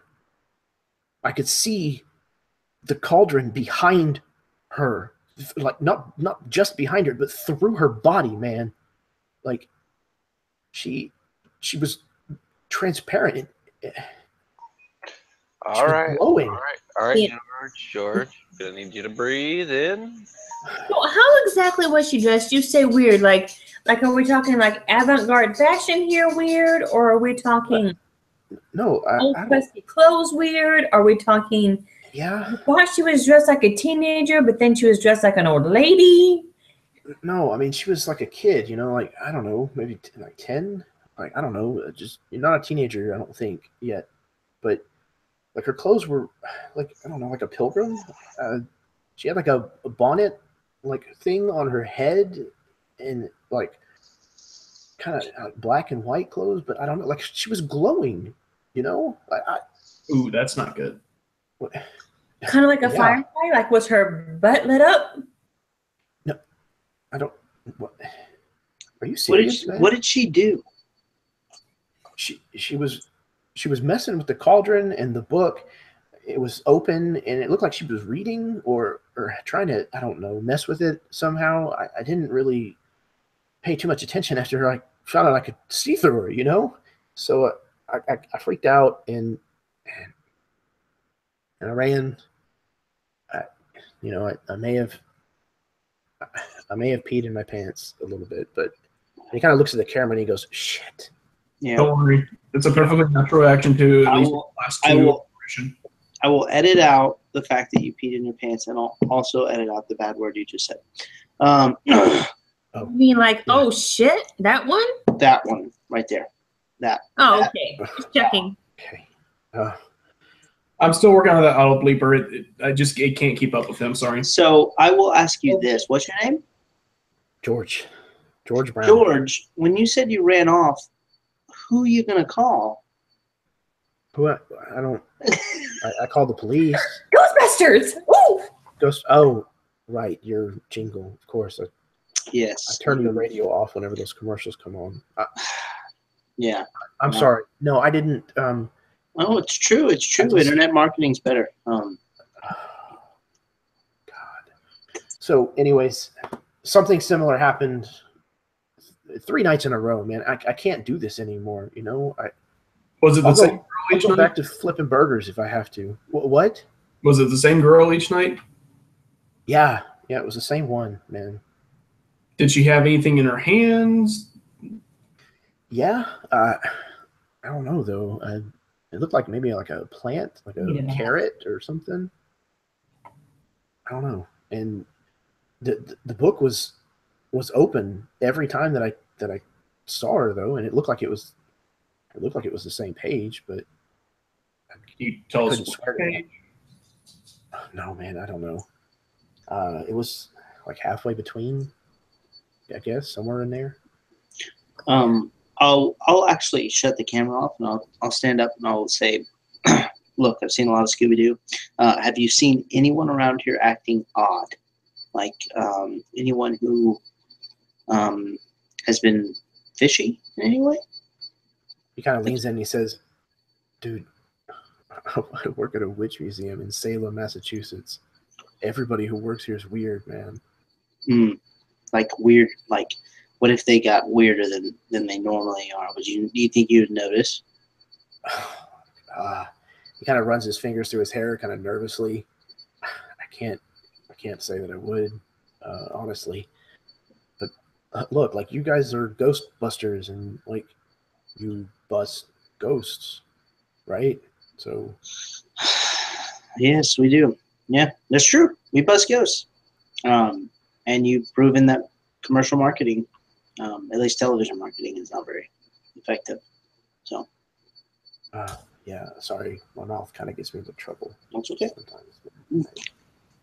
Sometimes. Hey, Black, do you know of any of the occult stuff that would use ginger root and wine? I would kind of be sifting through my phone.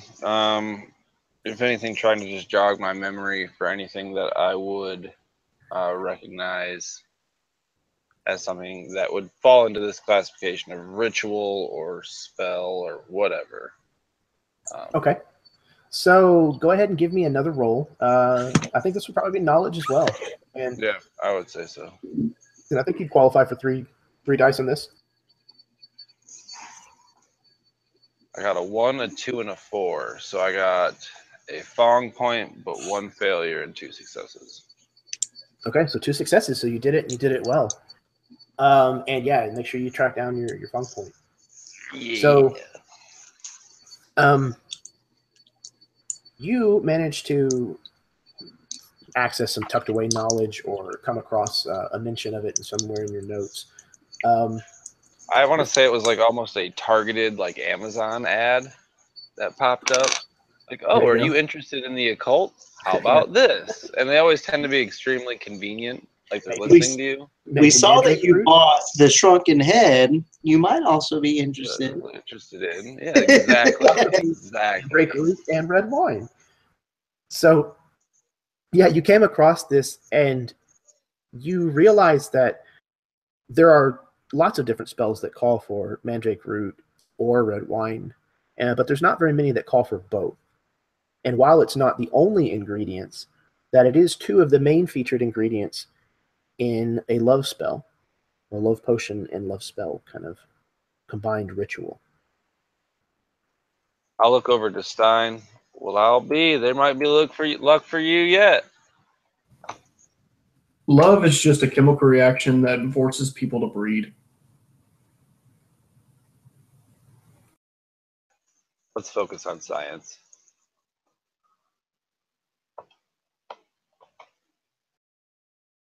Oh my god, that was too much. That was perfect.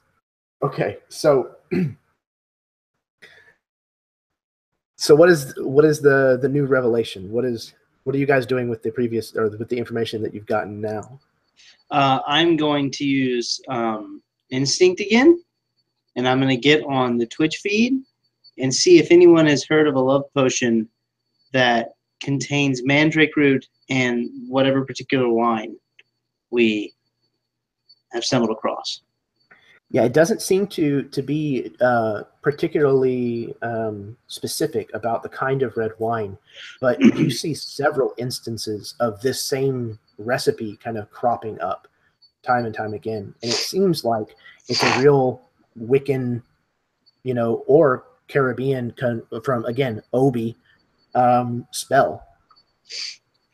And one of you sharing back and forth this information kind of realizes that you guys saw a love spell in the grimoire, and it was about halfway through the book.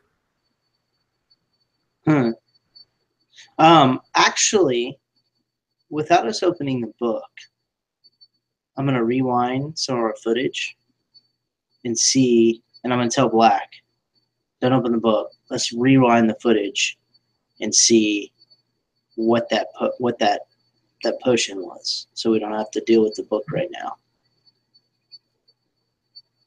You hear an echoed "thank you" from somewhere else in the museum. I go up to Matt and really close in his face and goes, "The potion's right here on my finger." And Becky does it like this. The camera's up there. He's like, "Here, it's the potion's right here on my finger. See?" Yes. Do you realize how expensive this camera is? Oh, Come here. on. Let me clean it off for you. And he looks at me. No, I take it away. No, that's enough. That's enough from you. Bad Atlas.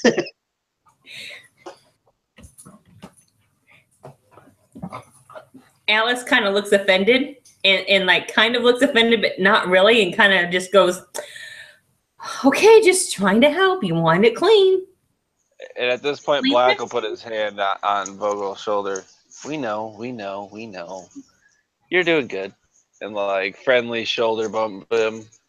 George says, "So, are you done with me? Can I go now?" Unless you got anything else, I don't suppose.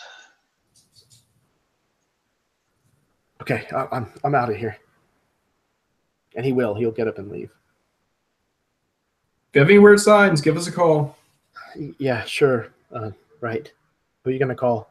He kind of walks out of the room. And as he does, I'm like, "Ghostbusters! That's us! And Him!" I'll follow up. We accept text. Follow me on Twitter. We have a Twitter. Check our YouTube. Please stop calling the home phone. Don't puts forget up his hoodie. Facebook. We like Facebook. Picks up his pace, starts running. Hey, wait! I have a card. Oh, I think he's gonna hit us up on YouTube. He's cool. He got us. I think we got a new viewer, Max. I really do. I think the fame has it sometimes is overwhelming. It really is. When you're talking to celebrities like us, it's hard to maintain your line of thought and maintain a conversation even. So Exactly. It happens. It happens to the best of us. Vogel, the last minute he thinks that Vogel thinks he might hear me, goes, "And watch out for the creepy scarecrow with the jack-o'-lantern head. Spooky." Wait, what creepy scarecrow? Yeah, I think we all kind of turn and look at Atlas. What? I recall the scarecrow, but I don't know if that was ever mentioned to my character. When I was out trick-or-treating in my bunny suit, looking all fine, I walked past a scarecrow and it looked at me. and it kept looking at me. It turned and looked at me because I looked so fine in my bunny suit. I'm going to immediately grab a PKA meter and head for that scarecrow. And I think usually this would be something that we would like rub off as like, oh, okay, you know. But there's the certain. It was across the street from the bombed out cathedral. You should see that cathedral. It looked like somebody attacked it. I feel like the hairs would probably all go up on the backs of our necks as like these pieces are falling into place. Have we ever PKE'd Atlas? This is like a Blade Runner thing. Pieces? I like pieces. I'll stand behind Atlas and like, Nah, he's clean. Is Atlas the ghost? No, his levels are normal. I took a shower last night, so I should be still clean. Just had to double check. Feels so good. I've come into contact with possession before, and you never know. You never know. Black gives himself one over and like. Hey, in episode 12, that ghost possessed my phone. If they can possess technology, who knows? Oh, are you talking about the case of the possessed microwave that would just go off in the middle of the night? Yeah, so there was a fan theory that it was a transformer, and I think you might be right. We disproved that in episode 13 when we went back there. No, y'all did not specifically talk about microtechnology, which is what it seemed this ghost was dealing with. But I've talked with you on the blogs before. We're not doing this again. All right. Hey, if you look back at the forums, I have all the evidence. Episode 13. You know 13 is an unlucky number. I think you should go back and do it again. Because I don't think you did it right. Well, good luck trying to find the ghost. So, some people, there's a theory that it's possessed InfoWars, but I'm not going to go there. Well, you probably nuked him. Don't forget to clear your browser history on your phone. And it's about that time, speaking of which, that Max notices that he's rewound through the part of the footage that has the spell book open as Black went to shut it. Nice. What is it? What does it say? Like, I'll specifically look at the intention of the potion if it has a summary of it.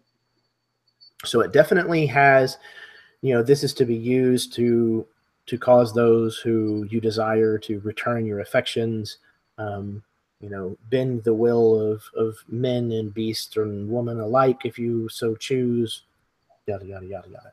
And it has the recipe listed as well. And like I said, there are several other ingredients, but the main two seem to be ground mandrake root and red wine. And there's something else. The spot that you noticed earlier that looked vaguely like a fingerprint is on this page. But it's very hard to tell what it is on the camera, on the picture. I say we sniff it and find out. So that's exactly what Vogel does. He reaches down and he starts to sniff the paper. Naturally. Well, as of right now, you're staring at a screen. So you're either sniffing the screen. No. Atlas bends over and sniffs the iPad. That's exactly what happens. Yes, that's exactly what happens. You see Max like pull his sleeve down like.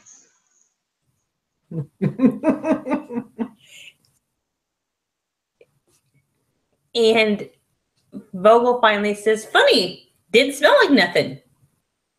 Strange." Oh, this is gonna be great. This is gonna be the best episode. Best episode ever. All right. Serious now. Serious.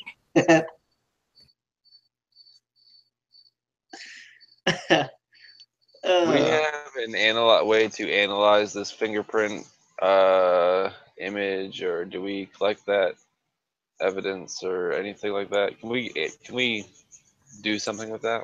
We can always open the book again. I can wipe one of those pH strips against it, see what it is. Or you could sniff it. Much to the dismay of Ellis McIntosh. Method of sniffing it. Yeah, sniffing it. That guy's already got a reduced lifespan from the amount of stress he deals with, and we've just escalated that process. Where is he at the moment? I'm pretty sure he's in the bathroom. He's kind of He's probably hiding. out of He's value. hiding. He's done. He's taking a lot of anxiety medication, and he's taking a nap. Yeah, he's hiding from us. He's in the bathroom at the moment. We can open the book, get a quick swipe, shut it. He'll never know, and he'll keep a couple days on his life.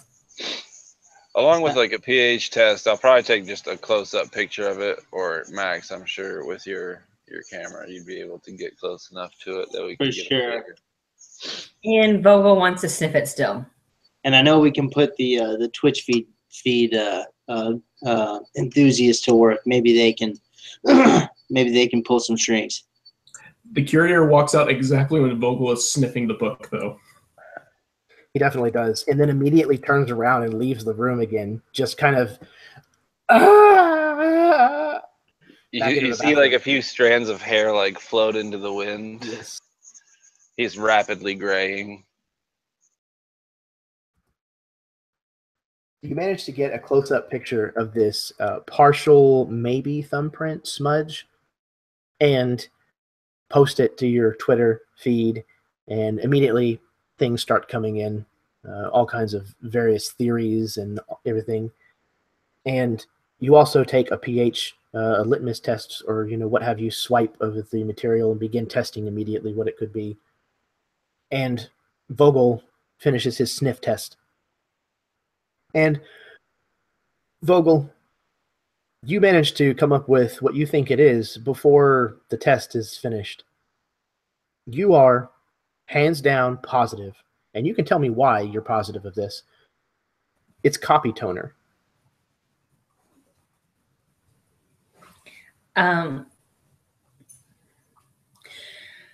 First of all, he said, I didn't smell the root and I didn't smell the wine. I smelled copy fluid? You mean That's copy weird. toner? Yes, that's the stuff. That's the stuff I'm talking about. Is that the stuff what that? copy toner smell? No, never mind. I don't want to waste the space. You know what? You're right. I think it's coffee toner. When you're well, I like to hang out with. What's the guy? Sorry, what's the guy's name? Tomas. That Tomas. I like to hang out with Tomas, and he smells vaguely of that. Huh? He kind of smells like that. Maybe Tomas was here. Check it out. He was late. When we left, and maybe you're on something.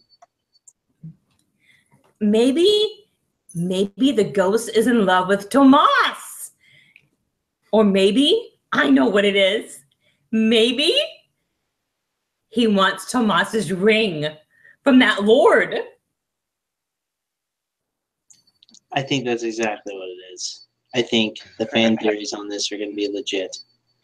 Atlas, whatever you're saying, I think you're 100% correct. Awesome. I got it. And about that time, Stein, your test results come up. And much to your chagrin, Atlas was correct. It is, in fact, copy toner. Hey. I would just. Or no, maybe. I don't. Or maybe somebody. Maybe somebody touched copy toner and then touched the book. And then he literally reaches over to Stein's hand and turns it over and looks at his hand. Nope. That's actually not a bad suggestion.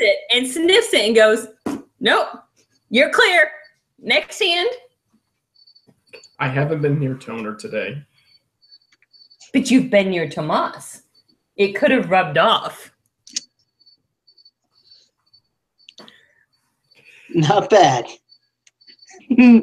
I am Atlas, a fucking genius detective. Woo! You are like, this is like Sherlock Holmes episode. Check that Like, shit out. Woo! like, but the opposite, like Bizarro Sherlock, if that makes sense. Like, maybe not. I don't know. Yet somehow he came to the right conclusion that maybe somebody touched toner then touched the book. I think Atlas might be onto something, but the wrong suspect. Probably. Since Tomas is back at base. Yeah. I think that was a bad guess, but that's okay. It's okay because we have suspects now. Maybe we have a line of suspects on who have recently touched coffee printer, ink toner, copy toner, copy ink. Okay, we're gonna do it. It's okay. You can just say copy fluid. It's so much easier. That's a powder. It's a powder. It's a powder. And that's when one of you. I thought it was a liquid. Perhaps it was black. One of the notes that you were going through earlier, you wanted to make sure that you didn't make any notations on the original. So you actually borrowed the copy machine here inside the museum. And there was another employee, the other female employee that was here today, who was making a very large stack of copies. And that is where we're going to pause for our 10-minute break. So thank you, everybody who has tuned in this evening thus far. Thank you for anyone who may be tuning in at a later date. We are running a Ghostbusters themed game based in the Expedition engine system that I put together based on some other systems that I really enjoyed. And this is the Erasmus Expeditions, my channel. And hang out. Everybody go to the bathroom, refill your drinks, smoke them if you got them, kiss your spouse. And we'll be back in 10 for the second half.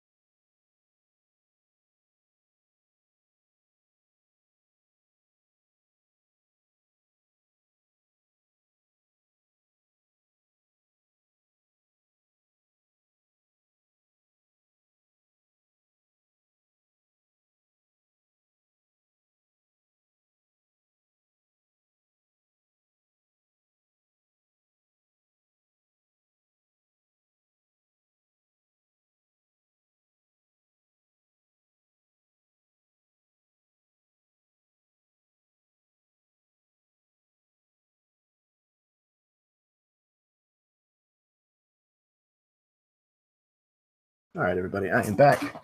Thank you once again for tuning in to the Erasmus Expeditions for this evening's game titled The Echoes of Salem. This is a Ghostbusters game. I can't believe that I hadn't thought about doing a Ghostbusters game sooner. This is unbelievably fun. The 4 players that I've got are just killing it, and it makes it really enjoyable and makes my job very easy. So I hope everybody who's out there tuning in, either tonight while we're playing or some other point down the road, I hope you guys are finding this as entertaining and enjoyable as I am. Hopefully everybody's kind of following along with how the system works a bit whenever we do have to dip into the mechanics. And hopefully we can finish all the stuff that I've got planned tonight. I hope so, but as any of my viewers will understand, I am terrible at that kind of thing, especially for one-shots, so hopefully we can get through it.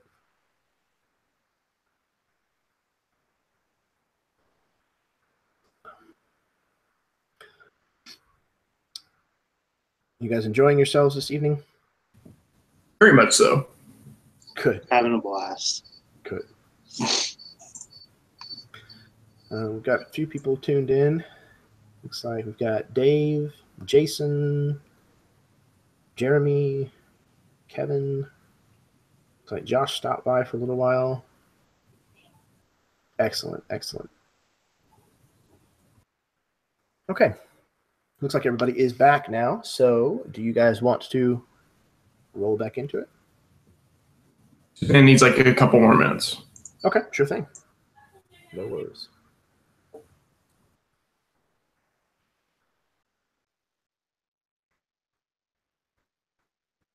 In the meantime, when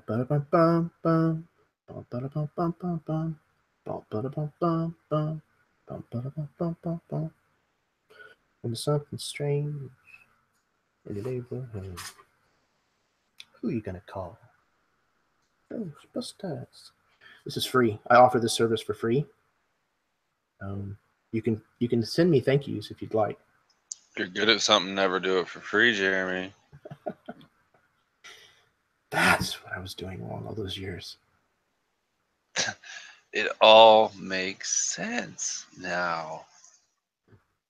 Oh man, I almost quoted a movie.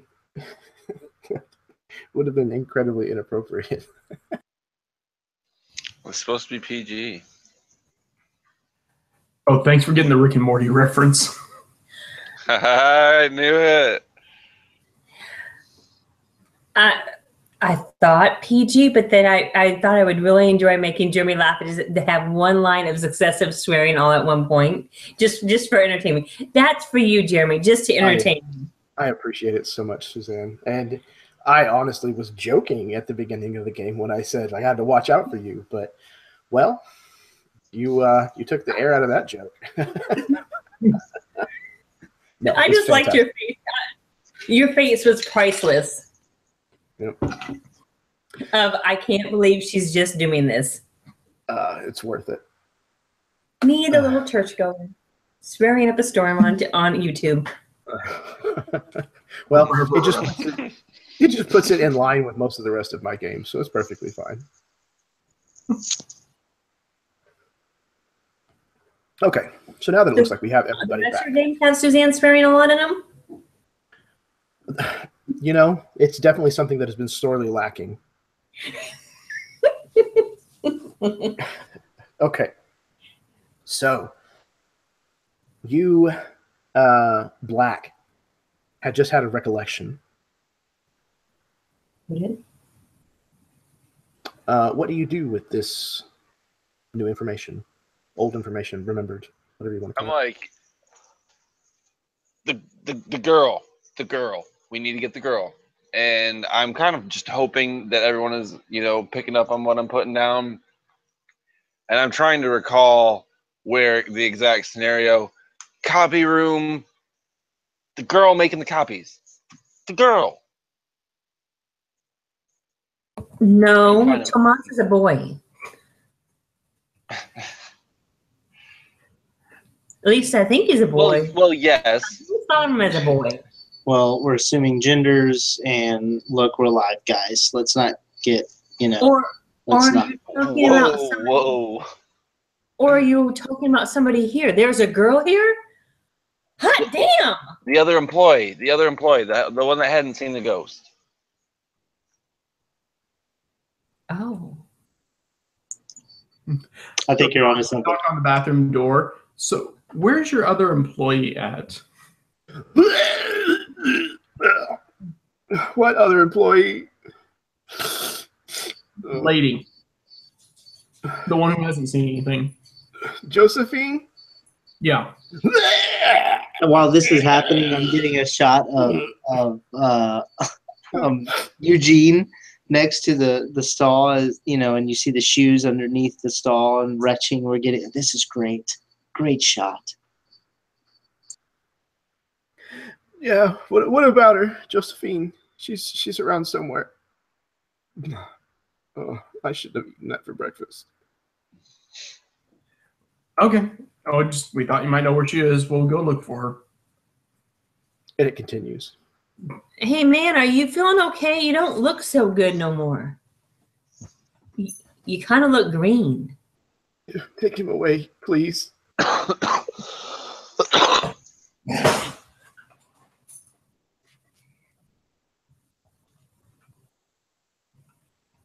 All right, I'll grab Vogel by the arm. Come on. Let's go find Josephine. So this museum is not an overly large place compared to some of the buildings here in Salem. So it doesn't really take very long before you're able to locate this Josephine. And her name is Josephine Putnam. She's a middle-aged woman and has kind of red hair that's starting to kind of get shocks of gray through it here and there. Truthfully, she dresses almost like a librarian, a little dated, but, not an unbecoming woman. And she certainly seems like she knows her way around this place. She may have been here for a while. It would be your first impression, I would think.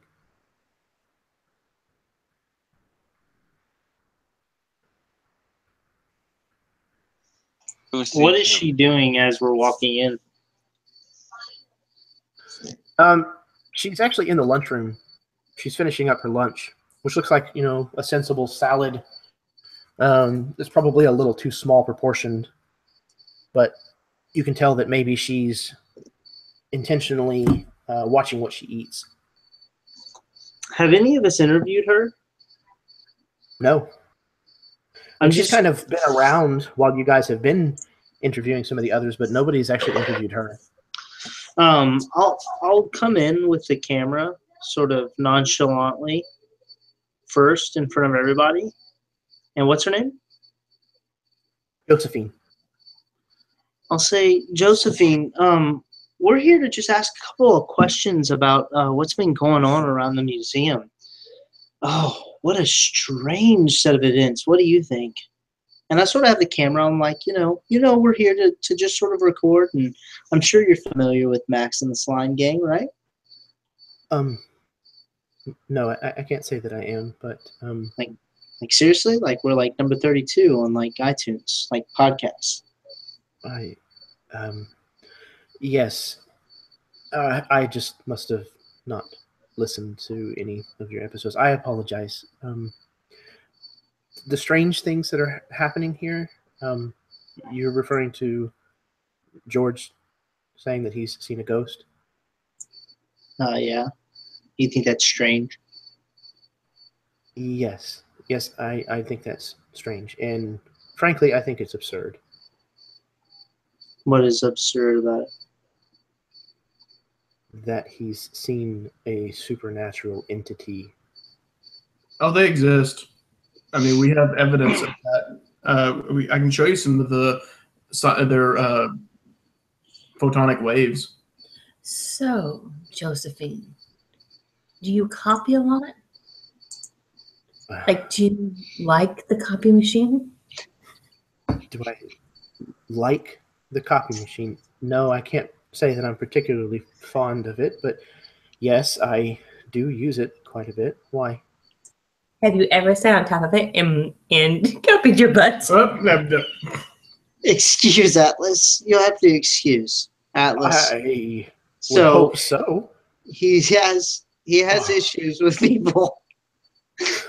You'll have to excuse him when he's around people. He gets nervous, and I can't vouch for anything he says.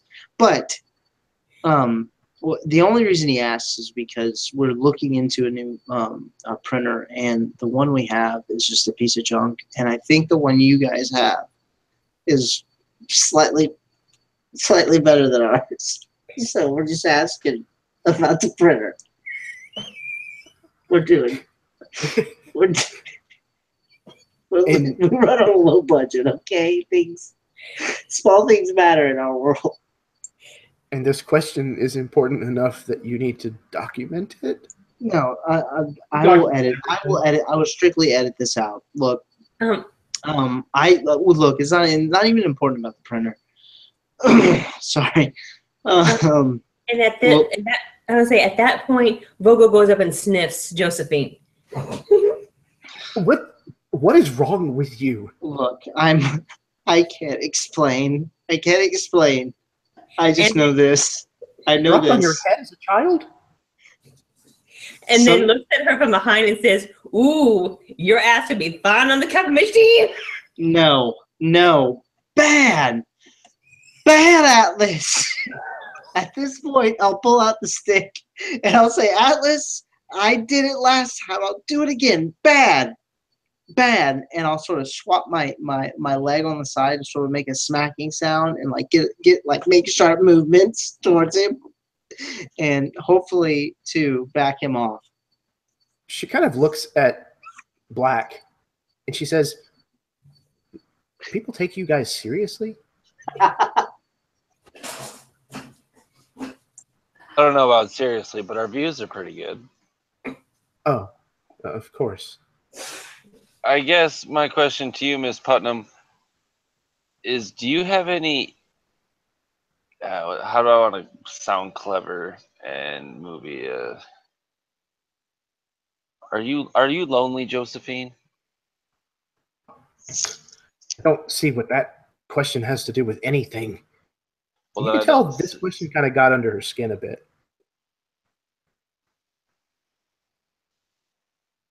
Well, I mean, if it's not an issue, you can answer the question.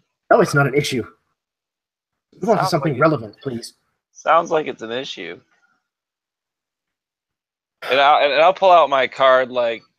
The lady protests too much, if you ask me.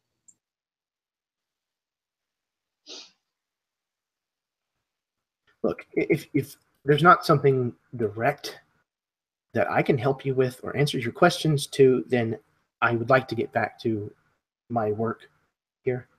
Well, do you enjoy working here? You have to have some reason for hanging out and working here for as long as you have. What is?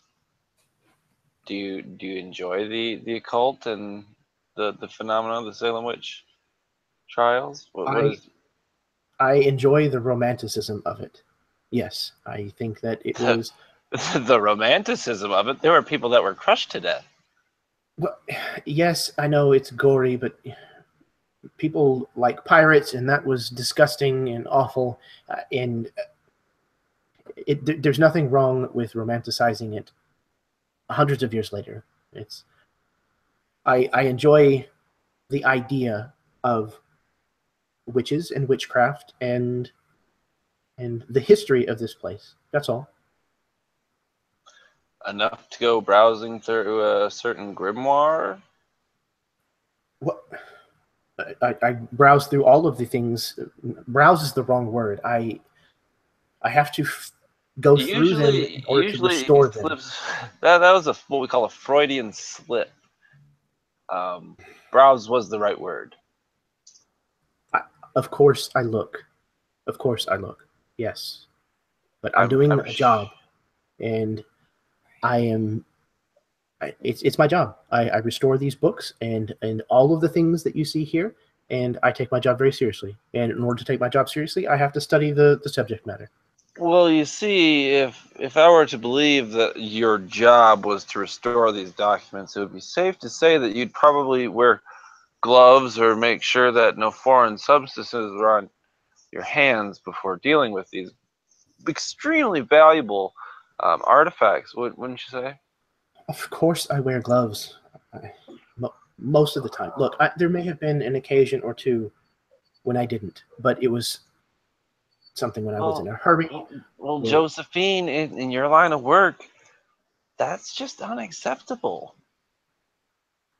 Oh God, you're going to tell Ellis, aren't you? I'm thinking No. I might have to do that. To take care of anything at the moment. I'm just gonna let you know. This goes up tomorrow, and like maybe 250K people will see this, not just Ellis. But you just said that you could edit things out. Just edit them out. We edit the bad parts. That's I mean, part. this is too good. We might get more viewers. This is good. Yeah. Fine. Here, we need you to sign something real quick. Yes, it's nothing crazy. It's perfectly fine. In fact, it's perfectly fine. Perfectly noble. Legally binding, some would say. Your boss has given us permission to interview anyone and everyone. In fact, he says you probably might not work here if you don't do the interview. But then again, you probably just might not work here, so.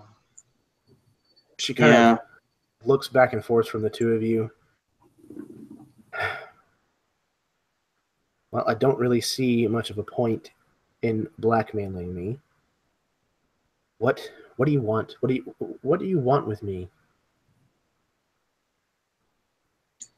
We want to know who you were casting your love spell on, and don't try and beat around the bush here. We know it was you.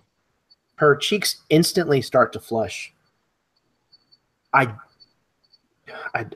don't know what you're talking about. Is it Ellis?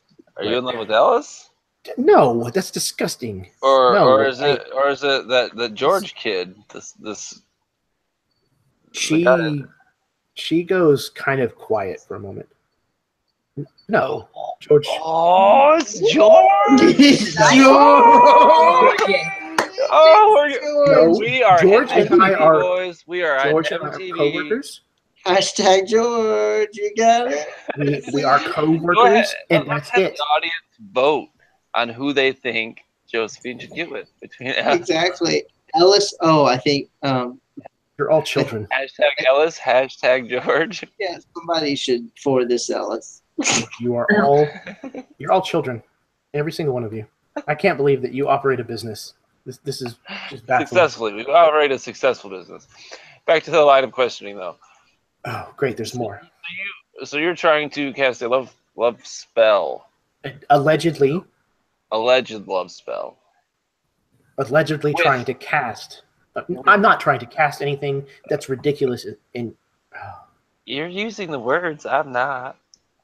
So where did you get your mandrake root? Mandrake root? I don't know what mandrake root would be used for. I don't really cook. But, No, I want to know where you got it. I want to get some. And Josephine, when you made the potion, what happened? I didn't. Okay. Look. Fine. I copied the page out of the stupid book, and I took it home, and I tried to follow it, and nothing happened. It didn't do anything. It didn't work. Okay. How many days ago was that? 3-4 nights ago, something like that. I don't know. I had a lot to drink. And would you say that that could maybe coincide with a certain church accident? She kind of furrows her brow for a second. But yeah, it was the same night. I woke up the next morning and the news was talking about nothing but the fire. But it's a coincidence. What would a love spell have anything to do with a church burning down? Because people get married in a church. That's why. Mm-hmm. Atlas, You're you're not wrong, buddy. But I'm gonna go out on a limb here and say that I read something somewhere that there are no such thing as separate events. I'm really gonna have to assume that you had more to do with this than you might think, Josephine. And there's obviously a connection between you and George, since he started seeing things after you got the potion. Did you have him drink it? I can't believe I'm admitting this on camera. She kind of puts her face down in her hands. I zoom in. Yes, I got him to drink it. I poured it in his coffee the next morning. Well, that is just truly heinous, Miss Putnam. What happened? Did he like it? I mean, did he think it? Give us the details. No, he drank some of it and then he poured it out and he said it was awful. He said that the coffee in the new machine must have been bad. I don't know. He poured it out. It didn't work, obviously. Where did he pour it down at? Inquiring minds want to know. I don't know. Maybe the kitchen in the break room here. Maybe in the bathroom. Outside. I don't know.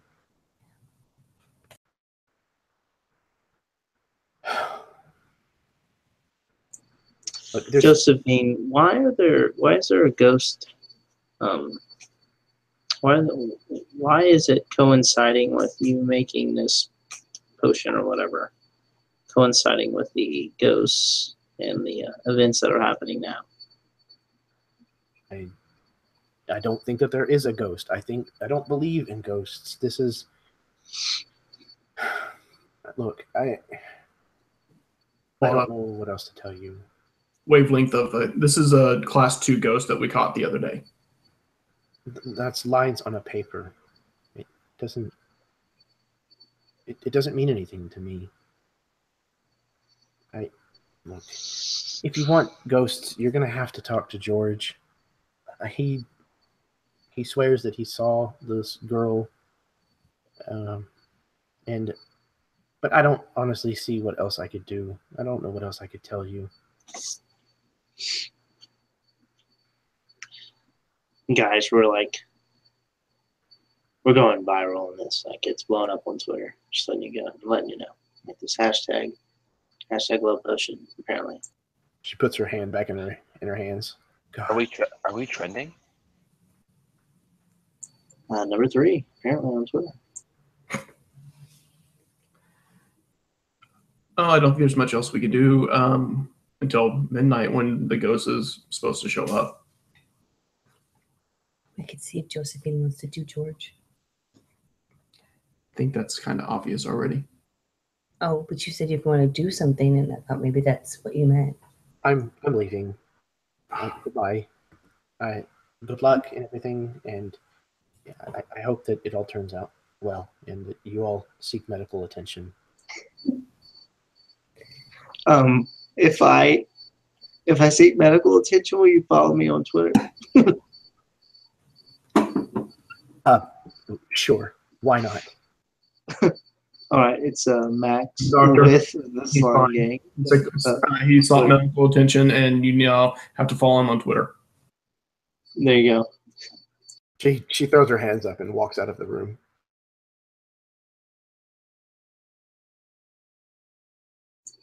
Okay. Anywhere else we could think to go?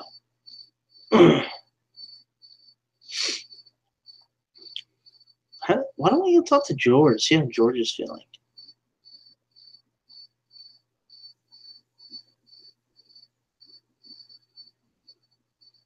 Anybody? We haven't gone to the burnt out church, but I don't know if there's really anything to see there.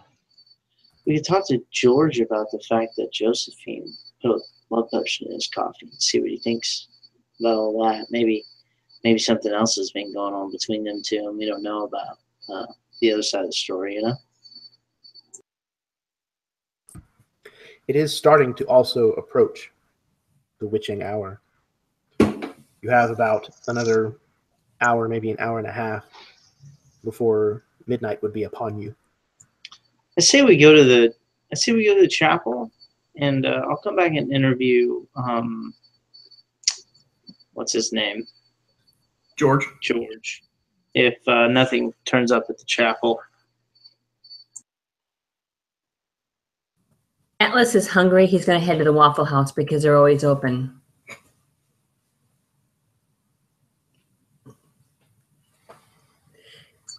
It's probably one right across the street, if I had to imagine. Probably. Great, that's where he goes. That's perfect. I imagine it's probably He wants witch himself themed. some waffle and eggs. And some black coffee. It's going to be a Atlas. long night. Atlas, keep your phone on you. Keep your phone on you. Don't put it on silent. I will text you if we need you. Awesome. When the ghosties come, let me know. Every time.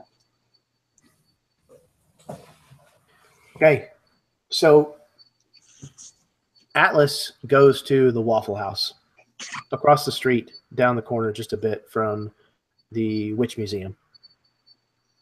The other three of you head to the burned out cathedral, St. Anastasia's. And the fog has gotten very thick now. It's reduced your visibility to probably a city block and not much beyond. So as you approach, you realize that you can smell the soot and the charred wood before you ever actually are able to see this cathedral's shell that kind of looms out of the fog. And as you're kind of approaching the front steps of what would have been two large wooden doors is reduced to charred and soaked, splintered rubble poured out over the front steps. And on either side of the chapel, kind of stretching away into the fog, you can see the multitude of headstones, almost like some kind of small, warped forest filled with tree stumps of stone. Somewhere in the distance, an owl hoots, and you realize that it's very quiet out here. I am immediately going to start walking towards the forest. Is it like a ghost forest? It's not a forest. It was just poetic description. Oh, Sorry. no, what are you, It's a cemetery. What are you doing? Let's then never mind. We're gonna walk up. I'm gonna walk up the front steps of the chapel. Okay, you're able to do so. The footing is very uneven, and you kind of have to carefully pick where you're going to step here and there, testing your weight on the various boards that might collapse whenever you shift your weight onto the other foot, things of that nature. Luckily, the Ghostbusters uniform dictates that you wear combat boots, so you feel relatively safe from most of the debris. And you enter the building, and there's really not a whole lot to it remaining, other than just the immaculate stonework, these looming arches. Some of the brickwork has even collapsed in likely from the heat. And the roof is barely even there. It's a little more than burnt sticks at this point. Doing a little bit of research, one of you actually comes across a picture of the event. It looks like it was a pretty horrific fire. Something that is almost unnatural with the ferocity that it burned. Huh.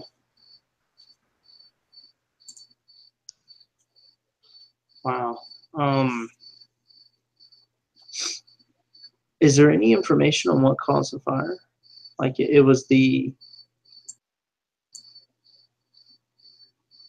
Again, what your research managed to come up with was effectively in the middle of sermon, all of the candles throughout the entire building, all the candelabras, all the chandeliers, all of them just suddenly leapt to 6 feet in height and rapidly burned the candles down to nubs. But they burned high enough, hot enough, and long enough to manage to catch the interior of the church, the pews, and everything on fire. I'm going to start investigating the inside of the church. Seeing if there's anything that stands out or anything that's, catches the eye. And what are Black and Stein doing?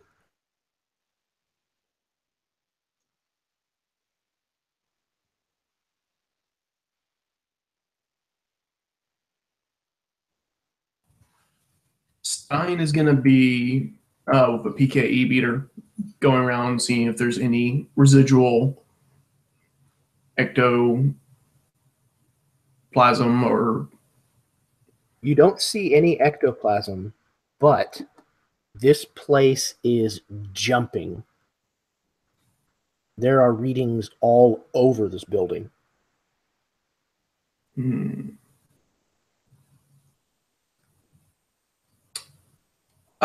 pull out his phone and look up the history of the Saint Anastasia. See if it was a place where witches were persecuted.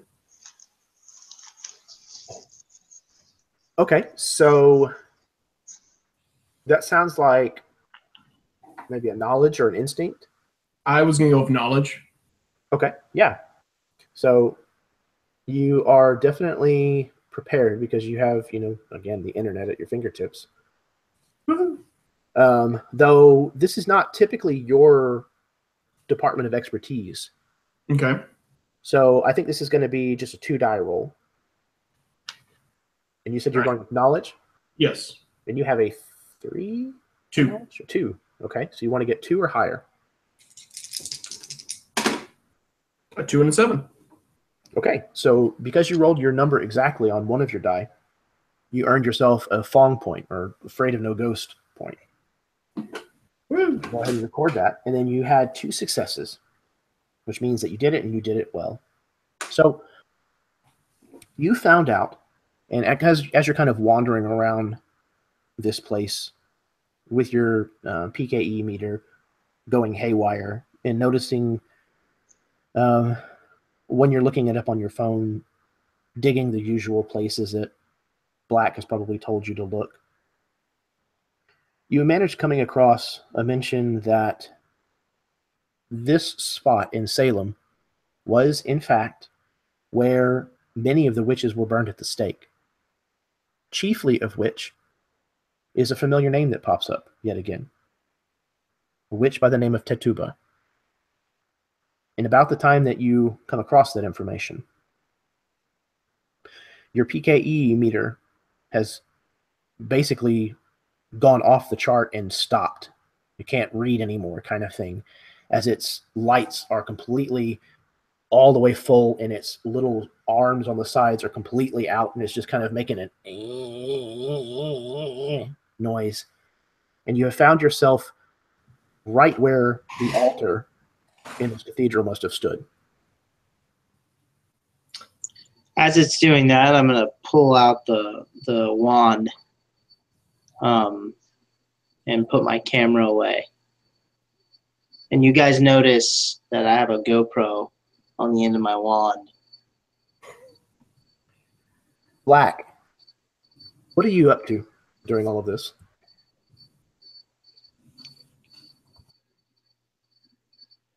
Oh, Baron. Baron, Been a long night for him. is he asleep? He's out. Oh no, is he really? He's out. The soothing sounds of my dulcet voice have laid my friend Wake up! head to rest. Baron, What's up? welcome back to the world of the conscience. No, I've been here this whole time. You all right? Yeah, I was just tired? listening. So, what has Black been up to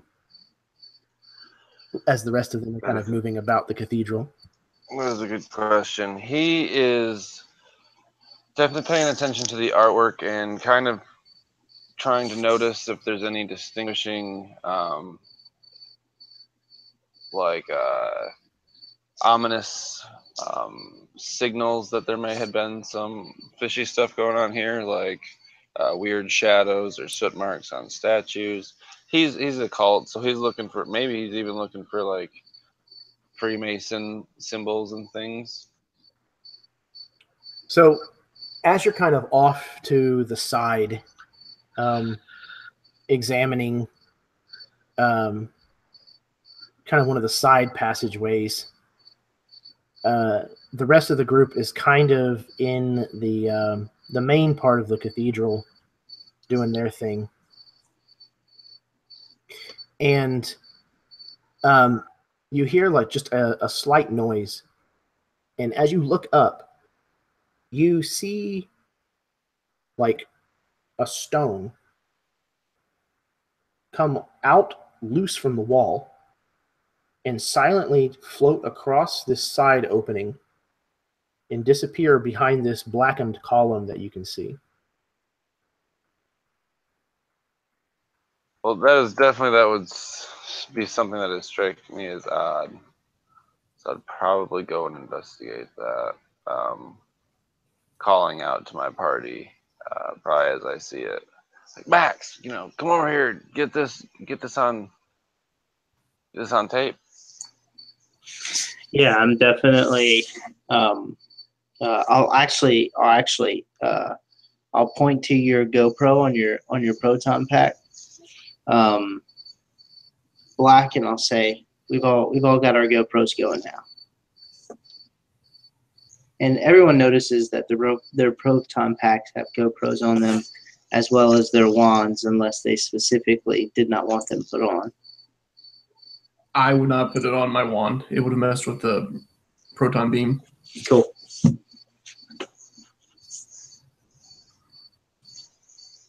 I'll go ahead and text Atlas. Let him know that we found something. He needs to finish his waffles and get over here. And Atlas, do you get on the roof? I put on I bring 4 to-go things of waffles and eggs and bacon for everybody and some coffee. And I toddle on back and go, "Hey, got your food. What's the party?" Well, before you get there, let's see.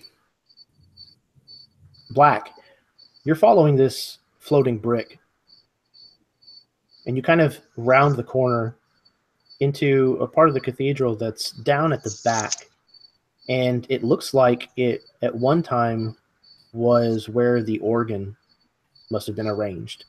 You see a bunch of pipes kind of laid about. A lot of them are, show a lot of sign of heat damage, and most of the parts of the organ, the wood and things, are all deteriorated and burnt. And you see that floating brick has stopped kind of somewhat in front of the organ. And you're there able to see it for maybe 2 or 3 seconds. And then all of a sudden the brick just drops to the floor. and clatters into a pile of rubble. And in that same instant, you hear ba-da-da, ba-da-da-bum. The organ begins making noise, playing loudly. I pull out whatever scanner I have on me, and just try and get a reading for around this organ. This isn't the first time some spooky stuff has happened to me, so I'm not like freaking out. I'm probably a little spooked, maybe a little panicked, but eager to try and get this one on tape.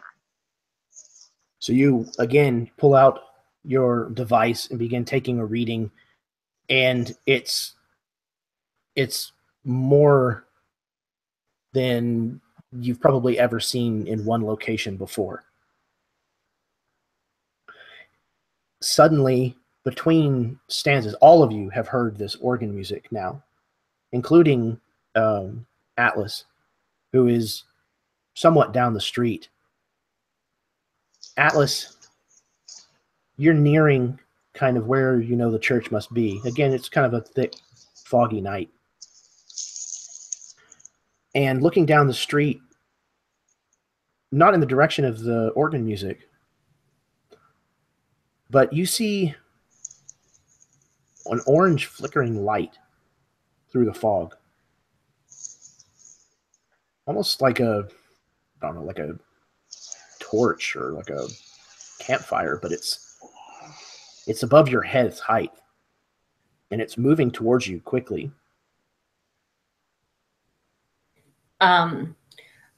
I text Max, and I text him, fire.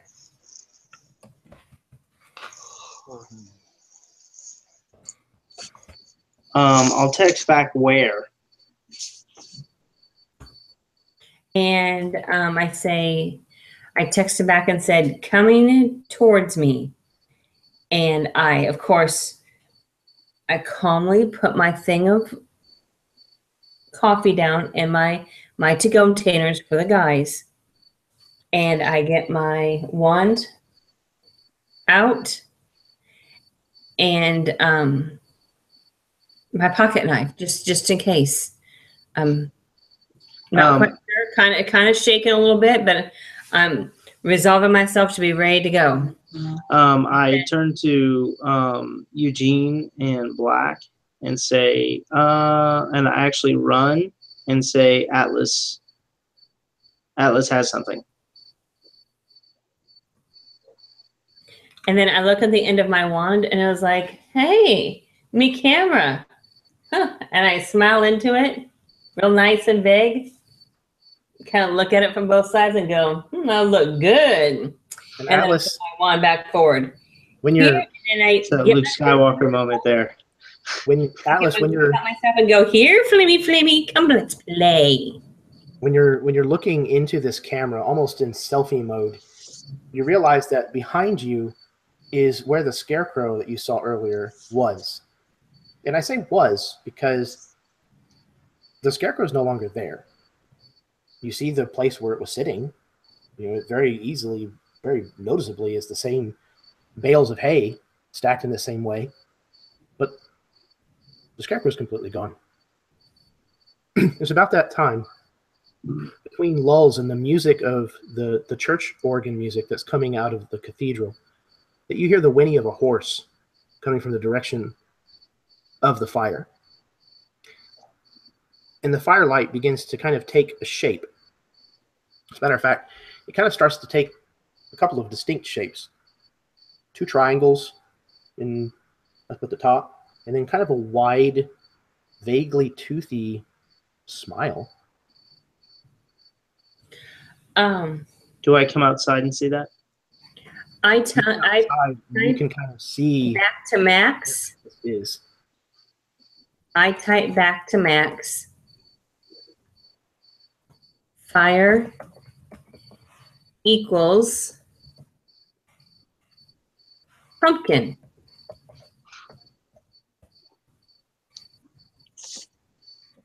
Awesome. Do I see anything as I come outside, Jeremy? As of right now, all you've really been able to do is spot Atlas standing in the middle of the street with a bag of to-go boxes sitting next to him on the ground with his phone in his hand. Typing. Yes. Is there any fire around? You think you might see kind of like an orangish kind of glow off past where you can see Atlas. Okay. Atlas is still probably, I don't know, maybe about 100 feet away from you. He's kind of right at the edge of where the fog kind of cuts off your ability to see. I run out to the street, into the middle of the street, so I have a clear view down the street towards Atlas. And I'm sort of waiting for the other two to come out.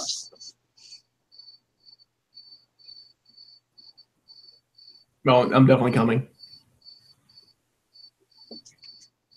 I think Black might actually hang out for a second. This brick floating and the organ going off by itself definitely got my attention, probably enough to where I didn't hear or notice that everyone had went to go find Atlas. So you're watching as this organ is somehow producing sound, but the keys aren't moving because most of them are melted into slag or burnt, and the pipes, there's no way that it could be producing as many notes as it is because there's just simply not that much of the instrument still intact. But the longer you watch, the more parts of the organ that kind of take on almost like a ghostly visage, kind of completing the rest of the instrument in this kind of bluish green glowing light that's transparent. Out in the street, where Stein and Max are closing to the point where Atlas is standing, all of you hear an odd noise, probably one that most of you either haven't heard or have not heard very often, but it's kind of and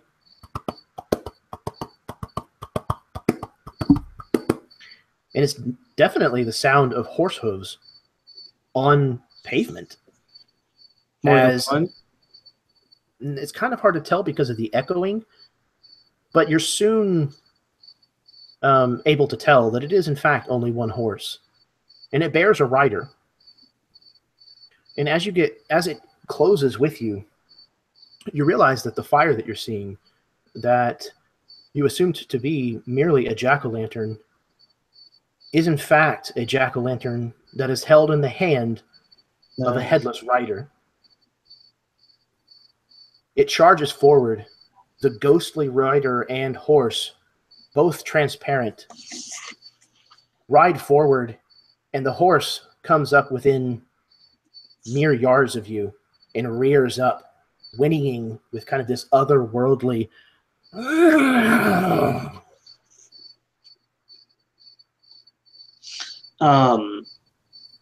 I will. Oh, go for it. I look right at the pumpkin and say, "Nice ride, dude." Blast it, Atlas. Blast it. Oh, sorry. And I start to blast him. Dang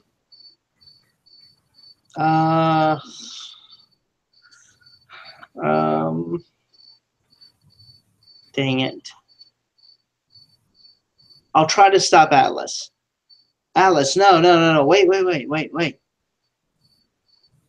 No, Stein told me to blast him. Wait. Let's see if he knows about the little girl.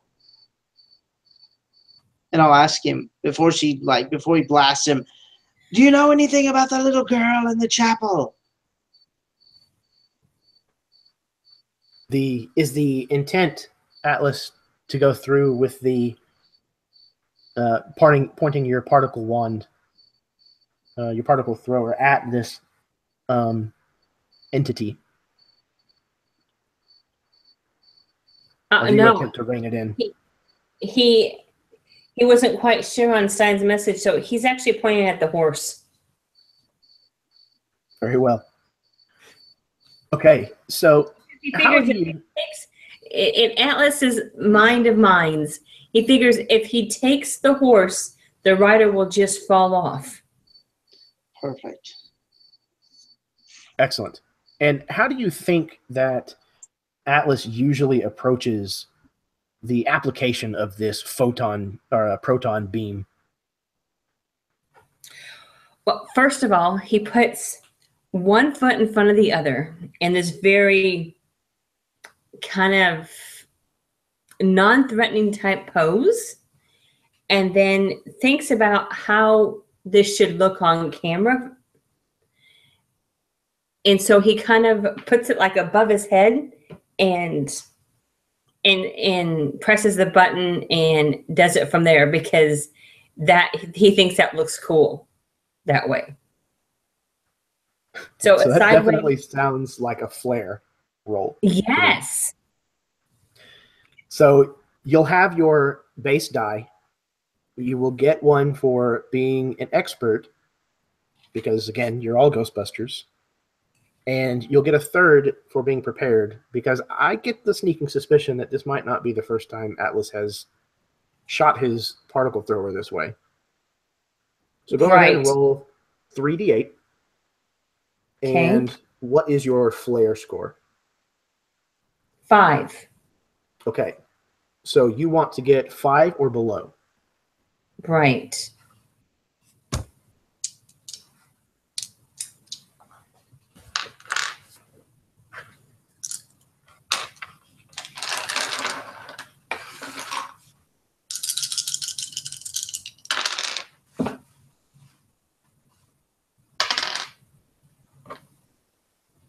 I got a 5, a 4, and a 4.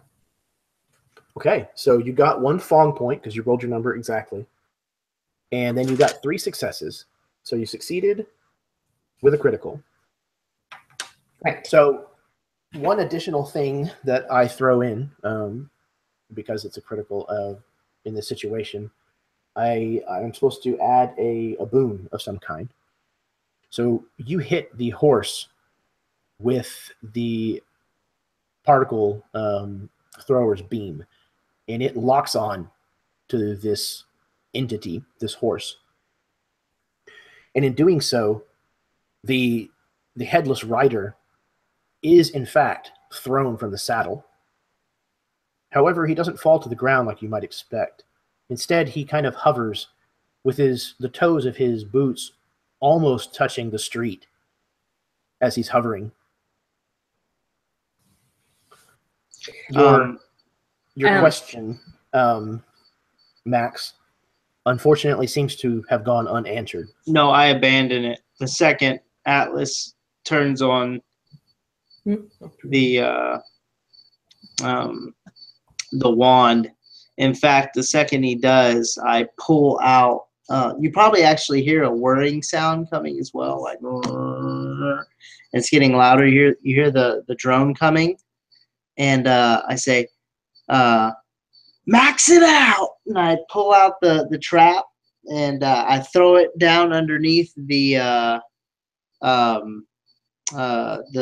headless horseman sort of specter, and if I can, shoot him with the proton wand. Okay. And I do have a lot of flare. That would be what I'm going for, is a nice shot as the drone's coming over, you know. Okay. So yeah, we'll go ahead and say that does go into flare. So you'll have your base die, then you'll have 1 for being prepared, because again, you're Ghostbusters, and again, you're well known and you have a lot of traffic on your channel for a good reason. So you can also qualify for 3 dice. Perfect. All right, I've got a 6 on flare. Let's see. All right, I've got a 7, a 6, and a 2. Okay, so you earned yourself a Fong point for rolling your number, and then you got 2 successes, which means you did it and you did it well. So you do manage to lock on to him. Go ahead. Real quick, that put me rolling that critical puts me at 3 falling points. Can I cash that in for another stream? You certainly can. Perfect. I'm going to like super blast when I crit. It almost like throws me back, if you will. And if you can imagine Max, if the GoPro's at the end of the wand facing towards Max, his hair's like blasting back, and you see like blues and oranges streaming past his face, and he's sort of lost in the moment and screaming like a madman. Ha ha ha! Absolutely. That's why I told you not to put the GoPro on the wand. And there are definitely 2 of these proton beams that have lashed out almost like liquid whips of light that have lashed themselves around this headless horseman. And you notice that the horseman and the horse seem to have almost a shared, like, spiritual wisps, if you will, kind of connecting them. So they seem like they might be one and the same entity. And it seems like there are 3 beams locked onto this ghost in total, but it doesn't seem to necessarily be doing anything just yet. And that's when he looses his first pumpkin.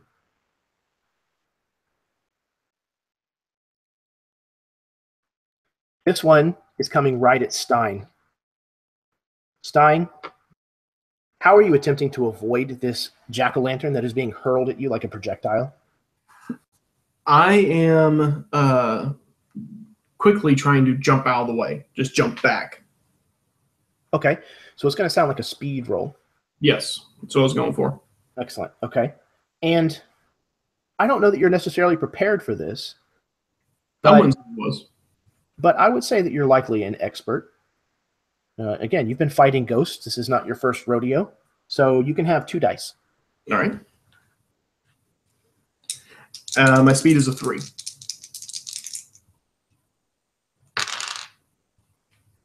Ooh. 1 success. 1 and a 4. Okay. So he got 2 successes on his attack. So though you act with quickness, it just isn't fast enough as this spectral jack-o'-lantern comes sailing at you.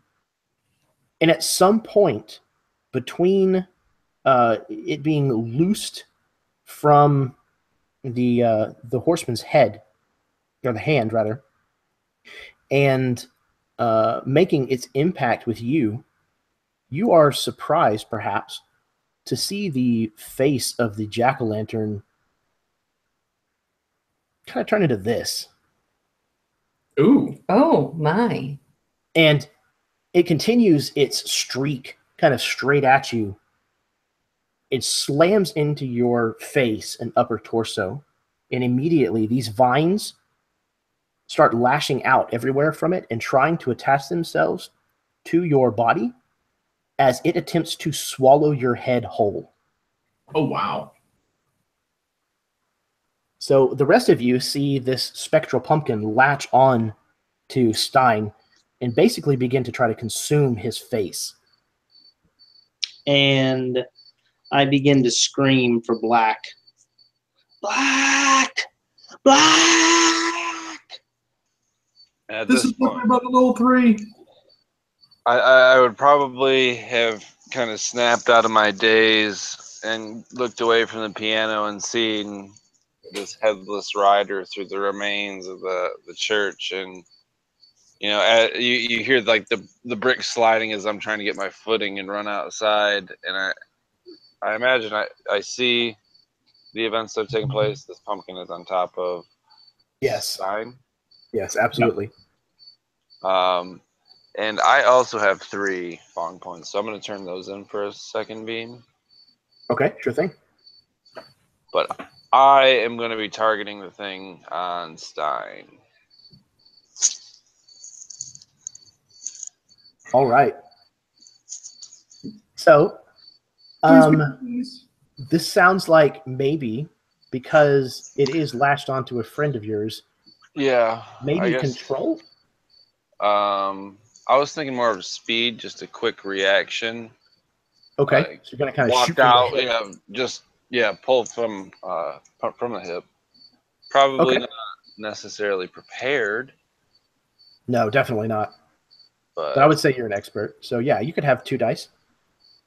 all right. My speed is a 2, and I got a 1 and a 7, so 1 failure, 1 success. You succeed, But barely. and Stein, you'll love this. But you succeed with a cost.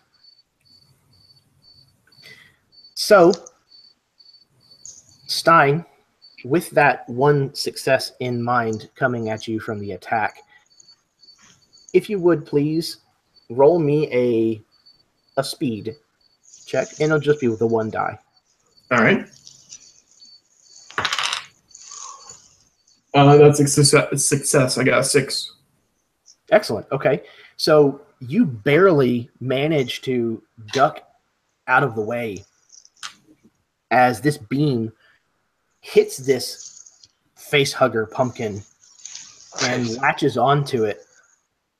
And as it does so, it kind of wraps around, and you manage to pull away just enough that when this thing explodes everywhere, you pretty much are just kind of covered with pumpkin guts and pumpkin seeds. But you notice that the beam also lashed out. One of the tendrils hit your PKE meter, and it is fried.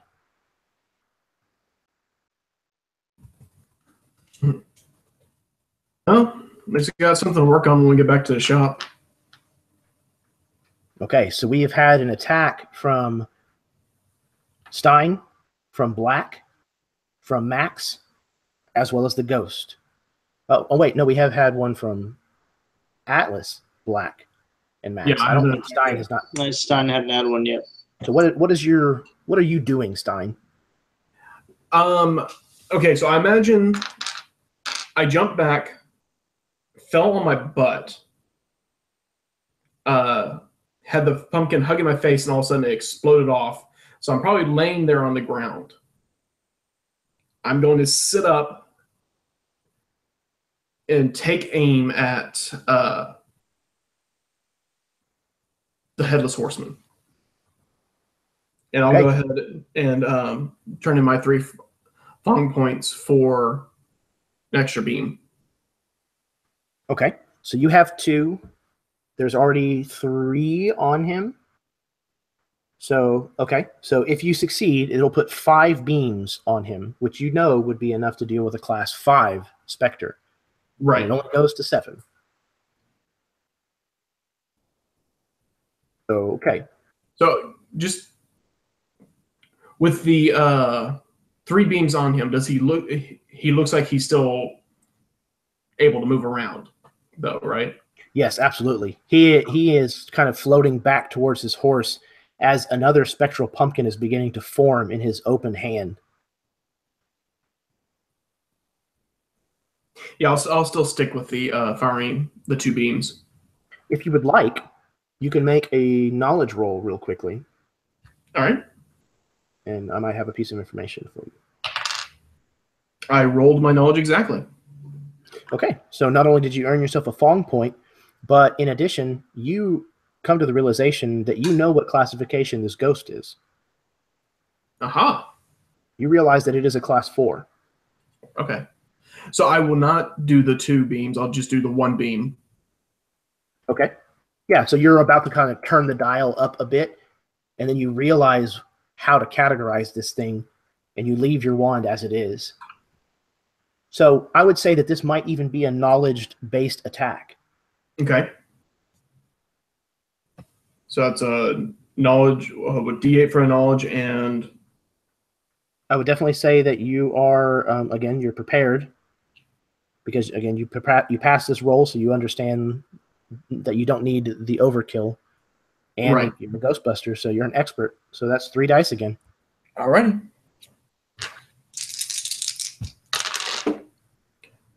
Ouch. 2 failures and 1 success. Okay, so you succeed, but at a cost. So you manage to latch on with a 4th beam onto this Headless Horseman. And it's kind of these beams are just dancing and swimming all around he and the horse as one, as the spectral pumpkin is still kind of forming.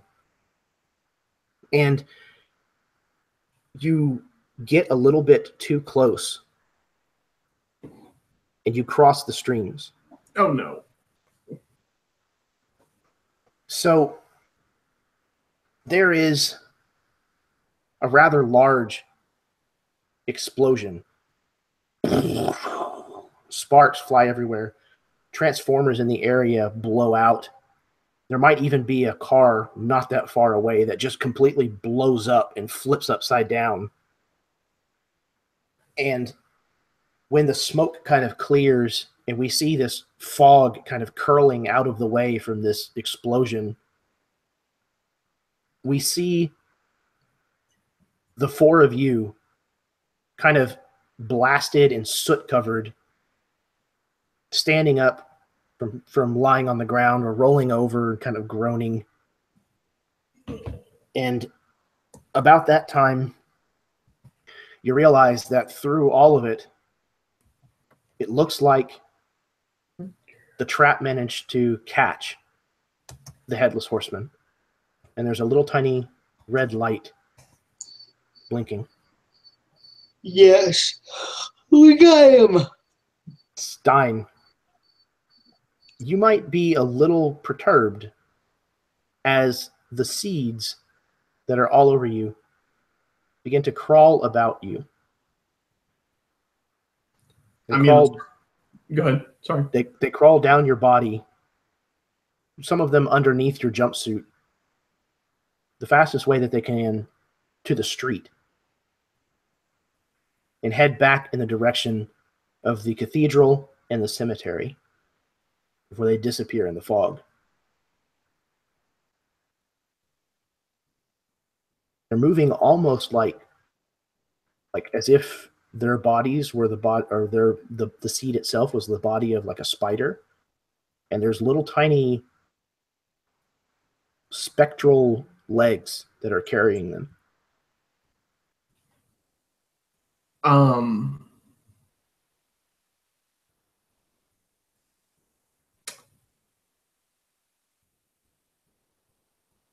I'll take my trap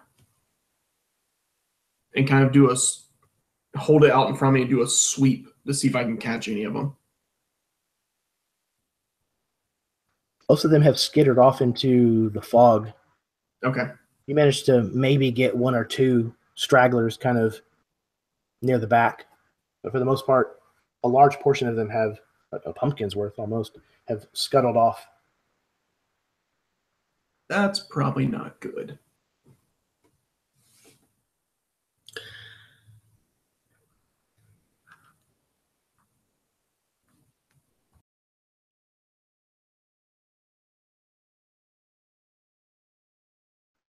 So, what are you guys going to do? I'll look at the time and see what time it is.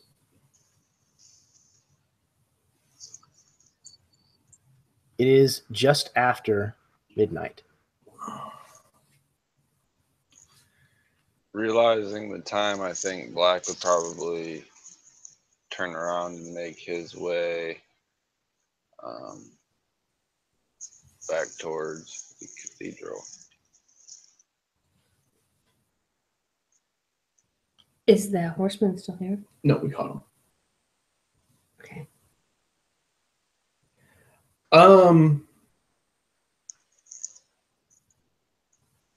I would say that we either need to go to the cathedral or check out the cauldron. I mean, we realize I guess midnight call. I don't mean the cathedral. I mean the museum. Okay. Or whatever. Yeah. Head back to the witch museum and see if the little girl's in front of the cauldron. Okay, so you guys are headed back towards the museum at kind of like a brisk, jog, if you will. And you see another light spectacle up ahead, kind of approaching again, but this one doesn't look like a flickering orange light. This is more kind of a bluish green, kind of pulsing, waving energy. And as you do, you notice that the shape of a small girl emerges kind of on the opposite side of the street from you, walking kind of just very nonchalantly in the direction of the chapel. As she begins to pass you, she kind of curtsies and says, "Good evening." All right, Max. Here's your chance to interview one. I'll say, little girl, have you heard of Max and the Slime Gang?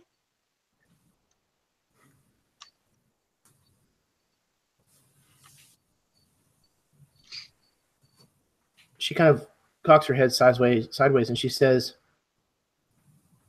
"Thou doth speaketh very oddly, but no, I have never heard of such a thing."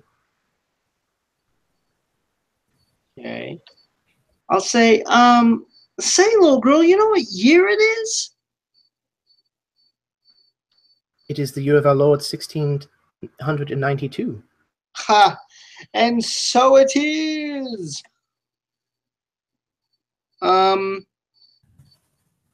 Where are you going, little girl?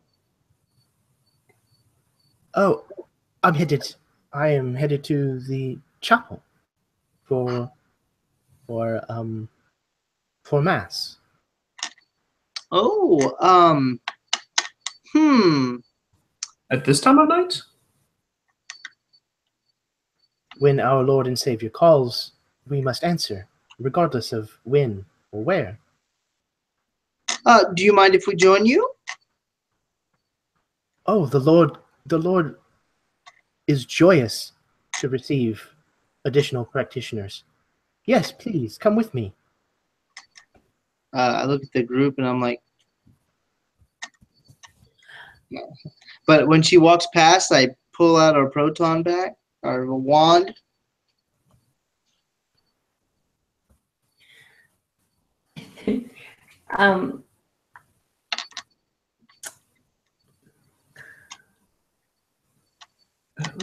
Atlas basically announced something.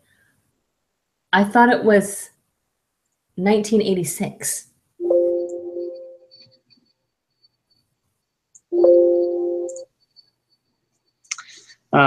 Well, I don't believe podcasts exist in 1986.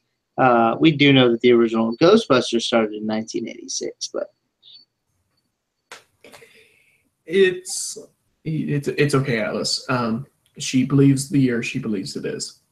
that's right, and that's all that matters. Oh. The little girl is I believe singing a it's the year hymn. 2017. There you go. Which it is. Exactly. Stranger Things 2 is good, but it's not that good. The girl is humming a theme, or she's humming a hymn, kind of singing to herself. Black, you recognize that this is not a typical prayer hymnal. This is actually a modified hymn used by some satanic cults. And Atlas has a song of his own. It's called I Ain't Afraid of No Ghosts.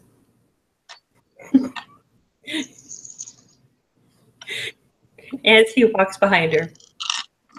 I'm thinking that, like, as he's hearing it, you know, he kind of, like, takes his headphone out.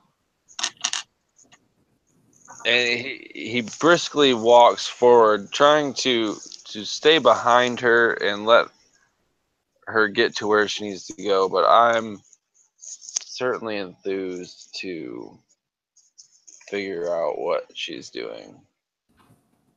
I'll quietly whisper to the rest of the guys, it's probably not a good idea to let her get into the cathedral. That place was peaking with EKG energy. I'll turn back. Should we blast her now? Yes, let's blast her. Get her! And so literally, when he hears, when Atlas hears grab her, he thinks it's odd, but he goes and tries to grapple her. I'm gonna duck and roll out of the way. So Atlas is going to run and try to tackle this specter. Yes. Okay. Atlas, you know what? You don't even need to bother rolling. Oh, great. You charge forward like the rhinoceros that you are. You fling yourself upon this unsuspecting spectral girl, and you pass right through her. But not before being completely and totally treated to an ectoplasmic spa treatment.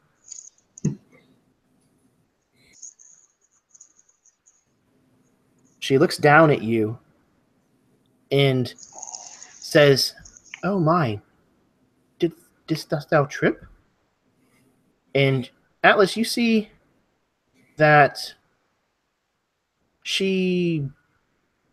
nothing really has changed about her much, but you see something kind of flash behind her eyes as she says this to you. And then she kind of smirks like this. And she turns back towards the chapel and starts walking again, almost skipping. 1, 2, buckle my shoe. I blast her. 3, 4. Yeah, blaster. All right. How are you guys approaching this attack? I am going to do speed. Atlas is very excited because he hasn't been in a fight that he hasn't gotten slime, so he thinks he's headed in the right direction.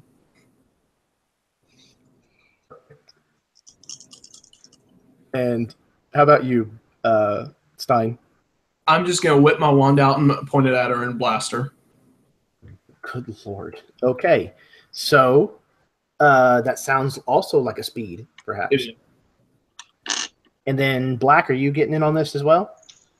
Why fix what ain't broken? I'm gonna tuck and roll, and as soon as I can make eye contact, I'm firing my laser. All right. So it sounds like maybe tucking and rolling could qualify as a graceful attack. Yeah, I mean, yeah, grace or speed is fine with me. I don't care. Either one. Yeah. Player's choice. I'm gonna go with grace. Okay. I don't think I'd necessarily be prepared, but I'm probably an expert. No, I would say each of you could probably qualify for 2 dice in this particular instance. Right, I got my grace is a 4, and I got a 5 and an 8, so 2 successes. You want me to roll, Jeremy? No. Yeah, if you're attacking, go ahead and roll, please. All right, I have a 2 and a 4. My speed is a 3. Okay, so you have 1 success then. And Stein?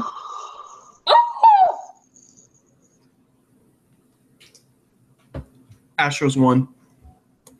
Did they really? Oh, way to go, Astros. World Series. The first time in franchise history. That is so awesome. Okay. I'm probably maybe 2 minutes behind. All I see is they have 1 out left. So keep going. Oh, okay. Spoilers.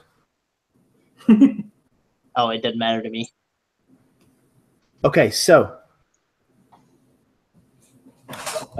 Stein, what did you get on your attack? My attack. Second, drop the dice. 1 failure and 1 success. Okay, so it sounds like 4 successes from 3 different beams. So she was a class 3 ghost.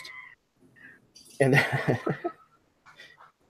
and the 3 of you managed to lock on to her as she turns and makes just a terrible, the sound of a young girl screaming in pain and terror as the 3 of your proton beams kind of latch on to her and kind of lift her into the air.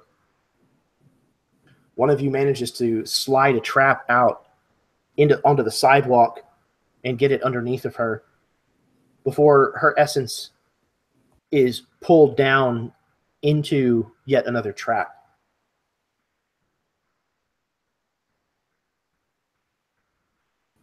And the street goes quiet once again, except for the organ music, which continues to play from the cathedral. Oh, awesome. Let's go in. Let's finish them.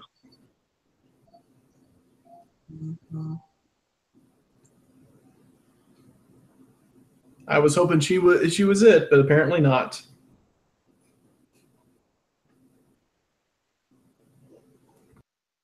Black would probably.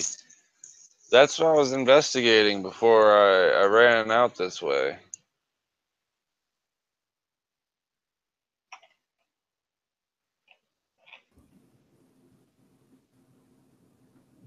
So we see a shot from the open, arched, Gothic-style doorway of the cathedral into the fog-filled Salem night beyond, as 4 individuals come striding confidently up the street in line with one another, these exceedingly large proton packs looming behind them as a part of their silhouette. And each one of them, their particle thrower wand held down and at the ready, humming in unison between the 4 of them. They stride forward, stepping up the steps into this ruined cathedral. And inside, where the organ is going, right above the altar, there is a large spectral bonfire raging. And floating just behind the altar, just behind this rather large bonfire, is the spirit of none other than what you can only assume to be Tetuba. Her face painted in ritualistic markings. Her eyes colorless, featureless, glowing in the same bluish green that her entire form is radiating. She turns as you enter, and she says, "You are the ones who have captured so many. I find this hard to believe.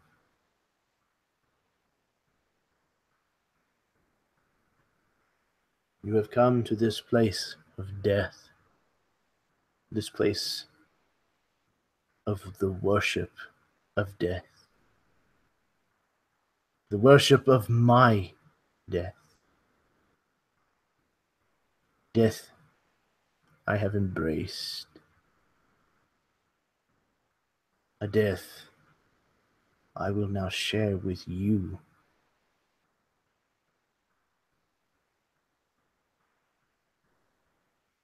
What are you guys doing? I'll say, well, if you do as well as your friends have, it sounds like episode 32 is going to end real quick. And I start charging my wand. Atlas starts clapping. Great death speech. Great death speech. Good job. Oh, we're supposed to kill her. Sorry. Oh, she's already technically dead. That's why the death speech. Yeah. And he starts charging up his wand. I'll pull the PK meter off Atlas and give her a quick scan. Black will turn to Max and be like, "We got enough time writing the video. She's not going to put us over?" Oh, no, I'll edit it out. All the cursing alone will cut 45 minutes. Good job, Atlas. Thank you. Hey, Pitchy Death Girl, you going downtown in my little box. Let's go. Quickly, before she starts monologuing. Suddenly, drums kind of come in, accompaniment of the organ. Tribal style drums, very Caribbean, very, very kind of otherworld or kind of worldly sounding. And 10 other women kind of appear, vaguely spectral forms in kind of a circle with her around this bonfire. But their forms are very weak, very vague. Okay, so it sounds like you guys plan on possibly using those particle throwers. Yep. So who's doing it? And doing it how? Oh, I'm ready. I light mine up right now. Okay. I like mine up also. I will put every Fong point I can into it. I put all 3 of my Fung points in. Okay, so you're cashing in 3. That gives 2 beams from Atlas. I've got like. So What's that? Sorry, Andy. I've got 4 Fong points. Okay, so you can cash in 3. 3 of them. Okay.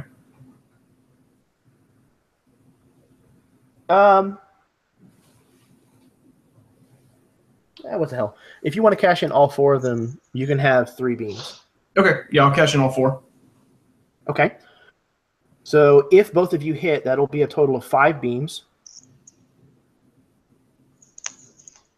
Your PKE meter read that this was most certainly a Class 7 entity.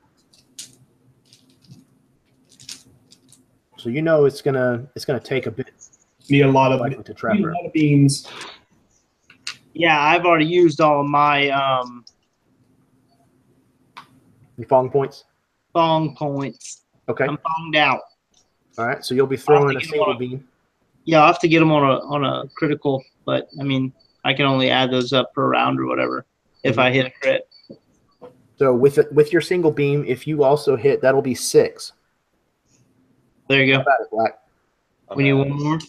Single as well. You got a single as well. Okay. So we're gonna need successes from everybody in order to see if this will work. And what are we attacking with? That's up to you guys. Again, it's kind of how you describe it narratively. All right, I'm going to go with Flare again.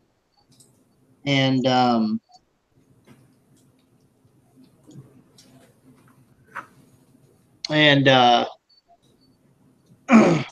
and ask her, do you have any last words? And then light it up. Okay. How many? I have a 6 on Flare. What 6 or 9, I believe. You'll how many 8s? Okay, so you qualify for your 1 for the base.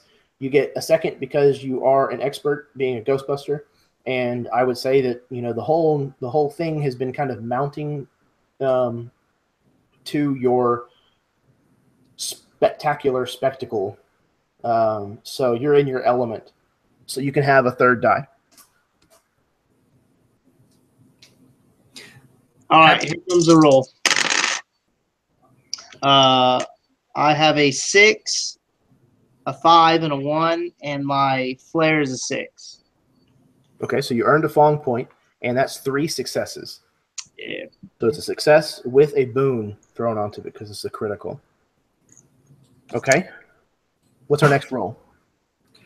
Having had scanned her, I'm going to purposely turn the dial all the way up. So trying to use a knowledge to use on the attack. Okay. Yeah, I'm good with that. So yeah, you crank it up to 11. Yep. And let it fly. I have a 2 on knowledge. So I got a 4, a 5, and 4, 5, and 6. All right, that's 3 successes likewise. So also a critical. Okay. I get mine out, turn the dial up, and hold it out with both hands in front of me, and just start letting all my 3 beams go. Okay, so it sounds like maybe this qualifies as a forceful. Yes. All right, so go ahead and roll your dice. And what is your Okay. forceful score? 5. Okay, so you're looking for a 5 and lower.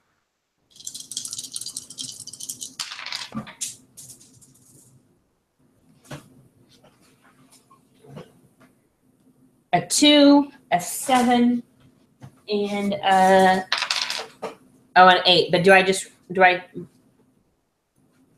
the 8? Do I keep it? No, Okay. I only had 1 success. So 1 success. Right?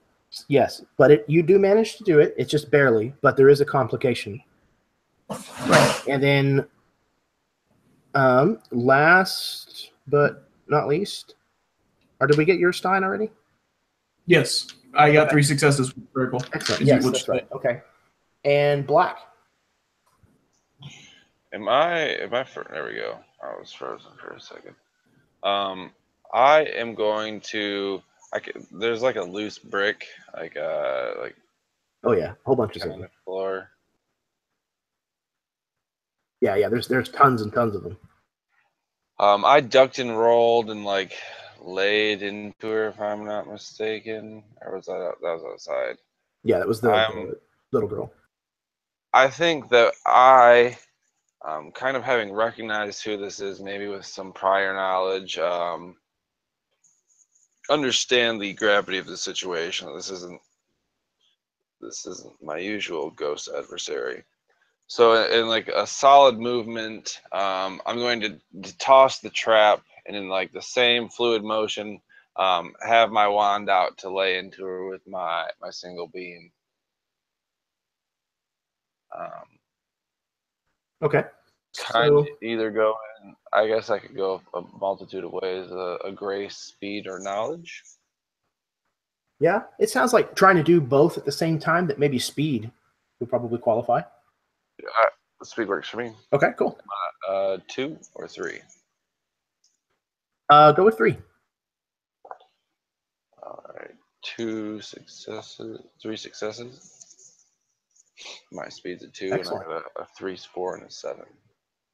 Okay, so these beams strike out, and the beams of Stein and Black and Max pass through some of these other spectral witches, and as it does so, they just disintegrate into like ectoplasm, just come apart.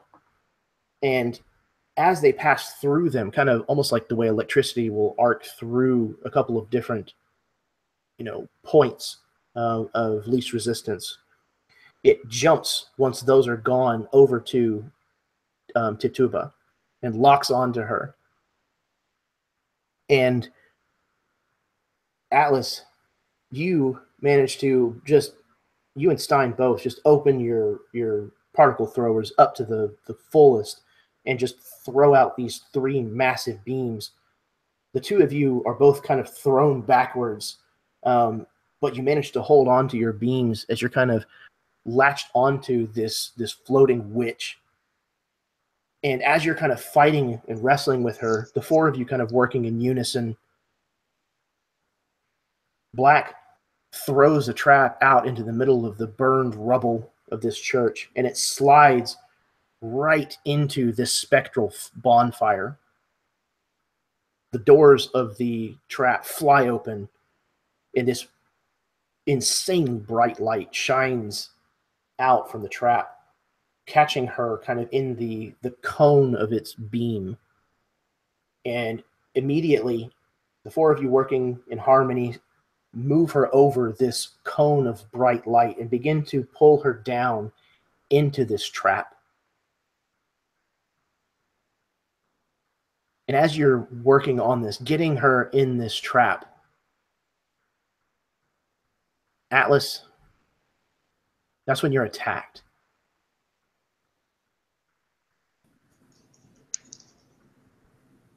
A being comes up from behind you, taking advantage of the fact that your attention was so focused. And you realize it has a pumpkin for a head, and its vines extend downward and away from it, wrapping around the limbs and the body of a very old human corpse. The vines almost forcibly animating these limbs into locomotion. And you realize that beneath the vines that there is grave dirt all over this corpse.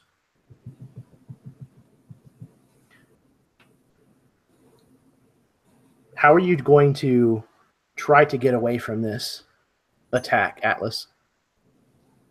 Are we still trying to trap her? Yes, you certainly are.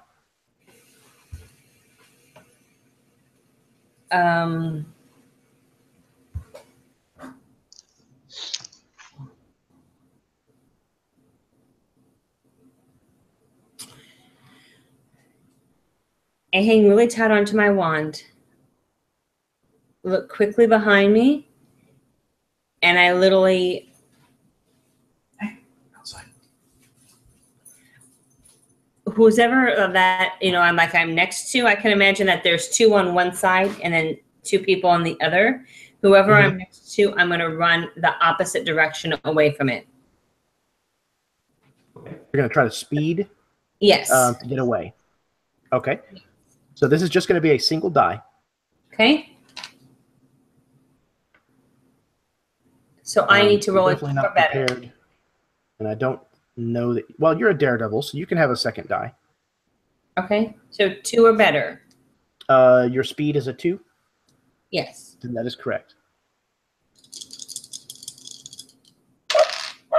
A 5 and a 3. Okay.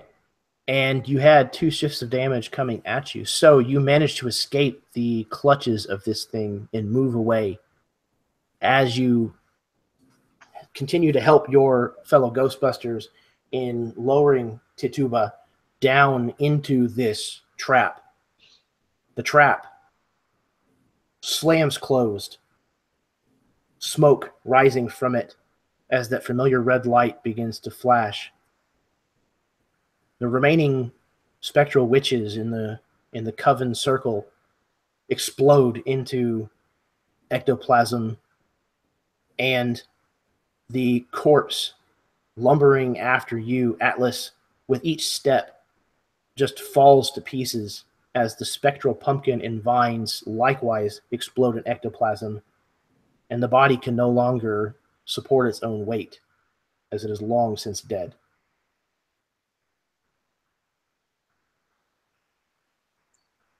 Well, So- I think I have the name for episode 32. Maybe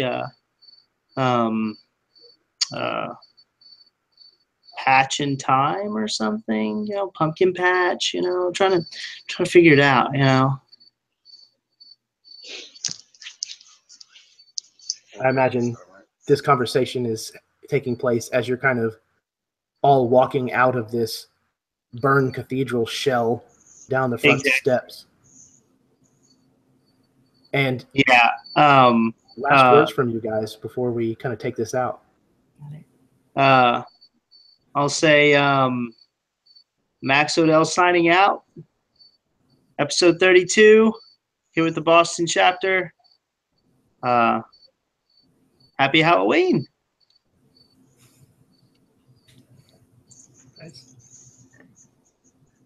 So when you go talk to the guy about getting paid? No. I just looked at the camera one last time. Got slimed again, bitches. And with that, I think we see the Ghostbusters logo and title blast onto the screen as we go to black, quite suddenly, and the triumphant music blares out. Da-da-da-da-da-da. Da-da-da-da-da-da. Guys, that's all I've got. Great game, man. Had a Had blast. a blast. Blast. I had a ton of fun, everybody. I was belly So- laughing. We'll get this wrapped up really, really soon here, really quickly. So, Baron, why don't you go ahead and do your outro, and then you can head out, man. Right on. Yeah, I'm sorry. I got a little sleepy there for a minute. It happened. I'm Baron. I'm over at RWD Gaming. You've heard my spiel. Really happy I got to play with some new people this evening. For people that I've never met, and for you guys to all know each other in some way or another, I felt very welcome at your table and didn't feel any hesitation or apprehension to play with me. So that was really nice, and I appreciate you guys for having me. Always, brother. And yes, the link to RWD Gaming is in the description of the video down below. Definitely go check out Baron's channel. Give them some love. All right, let's go with the Morgans next. Unfortunately, I can't stick around. So I totally understand, Baron. You're an hour ahead of me, man, so have a good I'll night. see you later. Thank you for playing, man. Considering this is something was never done before, we've never done online before. It was a lot of fun, and I had a great time. And I always enjoy coming and playing at your table. Loved every minute of it, and even though I haven't watched Ghostbusters all the way through, I watched it in different pieces. I'm working on it. I know, but You did wonderfully for not having seen all of it. I had a blast and had a wonderful time. So see you on Saturday. I'll get to watch Ghostbusters at some point. Not sure about Ghostbusters 2, but we'll see. Thanks for having us. Had a blast. Always. Yeah, thank you guys so much. Looks like Carrie went ahead and left. Yeah, we'll go ahead and wrap it up. Guys, I had an absolute blast. This was a great game. You guys far exceeded any expectations I could have had for this. I just had a blast. So thank you very much for playing in the game. Hopefully this isn't the last time that we play online together. I know it won't be the last time that we play in person together. But yeah, thank you everybody who tuned in this evening and who may be tuning in at some other point later on. Please consider going to childsplay.org, I believe is the website extension. That's right. It can be found in the description of the video. Likewise, please consider going and giving a donation. Again, it's a fantastic charity, a wonderful cause, and I mean, we can support them simply by gaming, and that's a fantastic thing. So until next time, everybody, I'm Jeremy. This has been the Erasmus Expeditions, and until next time, may your dice roll high and your snacks always be within reach.